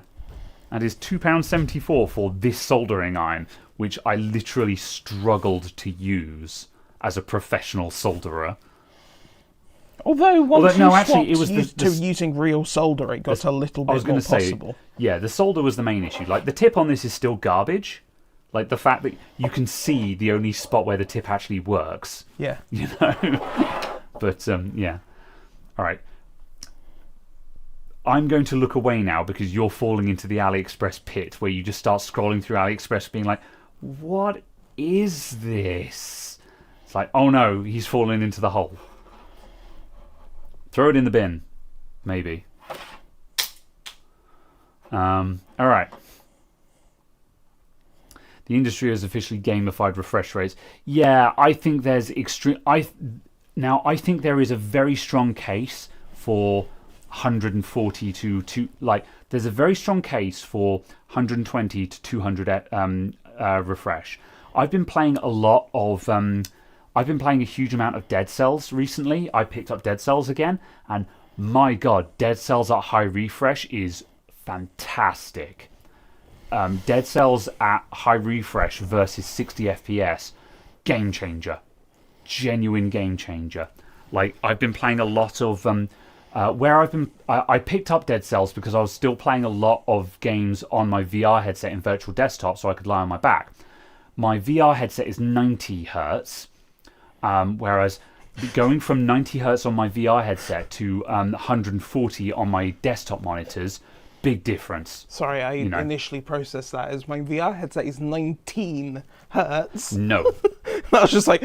That would be hurting me 19 times a second. But yeah. Ow, ow, ow, ow. Yeah. So, yeah. Hey, it's a refresh rate that meets your VR chat experience. High refresh up to 200. Yeah, absolutely. But... 240 or go home. Yeah, I think there is... 240 or go home. However... There's definitely going to be heavy diminishing returns after 200, just based on frame time numbers. Because once you go past 200, your frame times are going down by like 1 or 2 milliseconds. So that's really heavy diminishing returns. So? If it's still the cheapest of that monitor class. Sure, but like we're saying why like 300, 400, 500 is dumb at that point. Depends on the person still. Maybe, but because I still think, like, as we were initially saying, if you're a pro gamer, I still think there's a huge... Sure, but now you have to be a professional esports gamer before we can even have that discussion. Yeah. And we've now narrowed down... But the existence of a product, We've now narrowed it down to the 1% of the 1%. Yeah, and then a case. I think also just a case of it's still worthwhile for the average consumer when that filters down. Sure, like yeah, okay. If it's cheap, buy it. Yeah, but my point, we were having we came into this discussion saying that 1080p is not relevant in a discussion of CPU performance because if you're buying high-end CPUs, you're probably gaming at high resolution, in which case you're GPU bound anyway.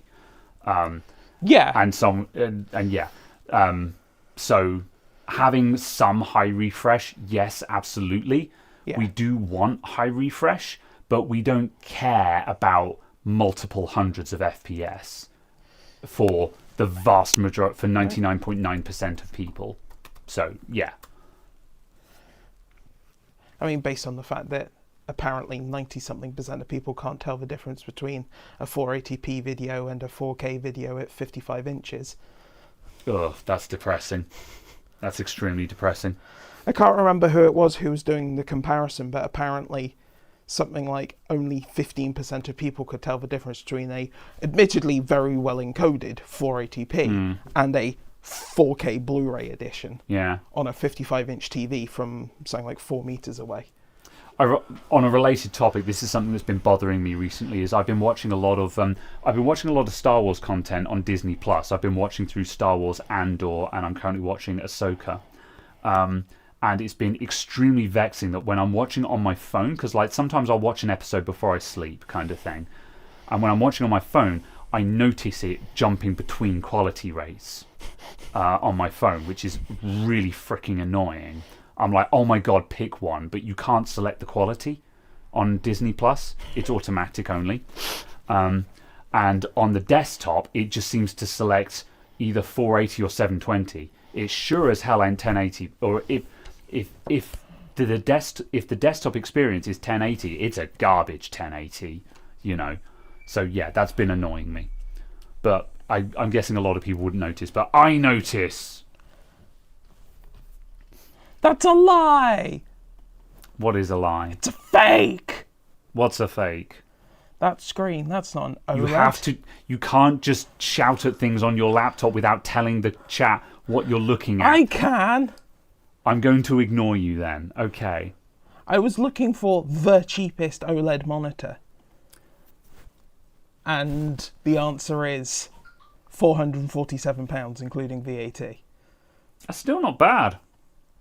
I really want one. I can't justify it though. But the previous one I was looking at, I'd selected QD OLEDs, and it gave me one at £228. But then I clicked on it, and it was a VA, and I was like, VA is not OLED. Yeah.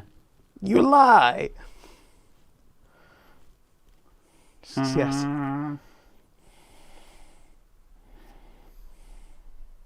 If you can't tell the difference between 480 and 4K, you don't need to be encouraged buying a new TV. You need to go to Specsavers. Real. Yeah. Also, though, just streaming services have ruined everyone's perception of quality because the streaming services are all garbage quality. Again, like watching Ahsoka, and to a lesser extent Andor, but I've definitely noticed this on Ahsoka. There's lots of grey. The color palette of Ahsoka and the color grading is very grey. They're spending a lot of time on an alien world, which is very grey, and just the shadows are just bit crushed into the Stone Age. Like there are times where half the picture almost looks two-tone, and I'm just like, this is a Star Wars production on Disney Plus, and also it's because just bit crushed into the Stone Age. They're also grading most of that to be something like 1.1 nits or something, which is functionally impossible to display darkness because it's either black or black. Yeah. And you're asking people with predominantly backlight televisions and stuff to tell the difference between grey, grey, grey and grey, or off, which is still grey because there's a backlight. Well, that's the thing. Like, I'm either watching on my phone, which granted will be an OLED because it's a pixel, or I'm watching on my screens. And like my monitors at home, they're only 400 nits. They're nothing to write home about. And but it's graded to like 1 nit. Yeah. And you have a backlight, therefore you cannot go to 1 nit. And it's just like, ugh. Does iPlayer have 4K? No idea. I've not used iPlayer in a while because there's just nothing on BBC that I care about. Yeah. But yeah. I do need to try downloading the Disney Plus app, though, to see if that gives me better quality. That might be interesting. Maybe. Yeah, I'll have to try that out. So, yeah. Okay. Right. Bandwidth costs money, so they encode the crap out of it. Yeah, it's just frustrating when it's a premium service that you're paying money for. But it's not a premium service. You are the service. The content is the mechanism. I hate it. So anyway, piracy. Yeah. I don't know, man. I've just been wanting to watch just some of the Star Wars content, see if any of it is any good. And the answer to that is kind of. I feel like it would be good. Andor, I watched both seasons of Andor, and when it goes hard. When in Star Wars Andor, so for those of you who don't know, it is the backstory of Cassian Andor, who was the character in Star Wars Rogue One. And there are times when it goes hard and you're like, holy crap, it's a really compelling spy thriller about building the start of the rebellion and then building a spy network and gathering intelligence and subterfuge and politics, and it's really and there are times where it's kicking off and you're like, wow, this is intense. But then they'll do just 2 episodes of just nothing is happening, and it's a lot of brooding shots of characters who do not deserve the amount of character development that they're getting because they're not relevant, so, and it's just... But you've got to sell kids' toys. But that's the thing, is Ahsoka maybe, but Andor is not a show for kids. Kids will not have any idea what is going on in Andor. But they might find the characters cool and therefore want the little action figures. That's the thing. Cassian Andor is really compelling because he's a difficult character. He's a complicated character because he is he's trying to look out for himself while also having nothing else to look out for, and being just constantly drawn back into the rebellion because he's got nothing else left but the rebellion, where he'll be like, no, I'm out. I'm taking the money and going because you guys can die in a rebellion if you want. But then everything else gets stripped away, and he ends up coming back to the rebellion because he's like, there's nothing else left, so I may as well poke them in the eye on my way down, you know. And yeah, I don't know, man. Whatever. I'm just, yeah. Cassian is an anti-hero. Yes, exactly. Cassian is an anti-hero that just keeps getting dragged back into the conflict. But yeah. And then, yeah, Ahsoka kind of has the same problem where there's an interesting story, but my God, the pacing is abysmal. Have you considered just rewatching Attila? What's it? I'm not. Avatar: The Last Airbender. Oh, right, yeah. Maybe, yeah. Yeah, I'm kind of going to see through to the end of Ahsoka just because I'm just like, it's one season and I'm past the halfway marker, so I'll watch the rest of it. But yeah, just Andor was so frustrating because, like I say, when it goes hard. You know, there was like one of the in the first half of season 2 is the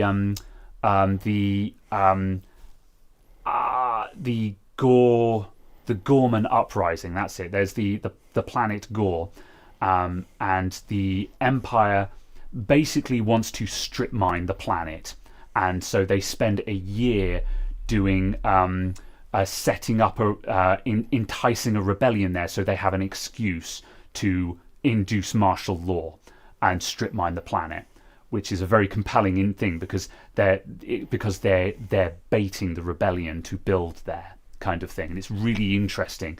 And at the end, when the actual uprising happens, again, there's all these people there, and they get kettled into the town square where the whole thing is ready to blow. And they actually have a sniper. They have a Imperial sniper shoot one of the Imperial guards as the moment of incitement to trigger a riot, which they then use as an excuse to then open fire on the protesters. And given the current political climate, the parallels are impossible to not see. The parallels are kind of scary in the current political atmosphere. That's also just called Star Wars. Yeah, I guess, but still. So, but it just sounds like it's a less ham-fisted version. Yeah, but that's the thing. Just watching that episode, I was like, ouch, man, ouch. This goes so hard, you know. But then you'll have 3 episodes of nothing happening, and I'm like, oh!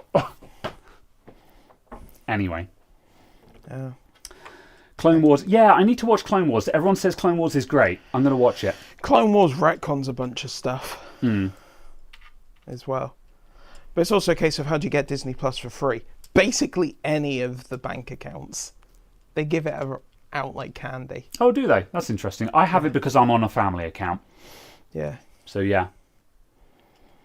Basically all of the quote-unquote premium accounts will give it to you. Yeah. Andor is the best Star Wars we've had. Every character goes somewhere. I stick with it. I have seen all of it. So I have finished watching Andor. And kind of. All the characters do go somewhere. But then sometimes, like, Cyril's end sucked. Cyril was possibly one of the most interesting characters who had vast amounts of development. And they just, like, yeah, Cyril's conclusion sucked. I'm sorry. They fumbled that so hard. However, I will not rant any further because for people who haven't seen Andor, either it's spoilers or you'll have no idea what I'm talking about. So, yeah. So I will say nothing else. But, yeah, the conclusion to Cyril's character arc sucks. It could have been amazing and they fumbled it at the last moment. So, yeah. Right. I think I've managed to... Yes, I have managed to bollocks all the way up to the 3-hour marker. Okay. I've enjoyed this conversation in English. Excellent. I too have enjoyed this conversation. No clue what you've been talking the past 5 minutes. Me neither. Right. We'll be back next week with a computer build. Yes. We're going to build the new YouTube rig and we'll set up OBS and stuff like that on it. So that will be kind of interesting because we're going to build the computer but also We've shown the OBS setup before, but we'll show it again, I guess. So if anyone is interested in seeing how the Adamant IT YouTube rig is set up, we will be doing the full setup on it. So yeah, that's it. Yeah, one last one because it's interesting. Do you get Dolby Atmos receiver when you open an account? I think that is something that you would get if you used the app, because my understanding is that's the reason why like the Netflix app exists, is if you use the Netflix app instead of the website, you can do Dolby Atmos and stuff like that. However, I don't have Dolby Atmos, so I don't care. I just use stereo. So yeah. Any update for in-circuit desktop BIOS flash? Yesn't. I have the wire. The wire has arrived, but I've not done any... I haven't looked into any setup on that yet. But considering I've got one... I have a video of a BIOS flash in the pipeline. Well, actually uploaded and ready to publish. And I did another BIOS flash this week. So, like, things come in waves, man. There's a lot of BIOS flashing content coming up, is all I'm saying there. It's okay, you'll get to replace some capacitors, see? Awesome. I love it. All right, thank you, everyone. We're going. Charge 150 quid board repair. Maybe. Replace a capacitor. Bish bash bosh. Done. Profit. Exactly. If the lockpicking lawyer gets to make the same video again and again and again, then I do too. Yeah. All right. All right. Thank you everyone for tuning in. See you all next week with a computer build. So yes. Au revoir. See Goodbye. ya. We are leaving. Click Bye. the button. Do it.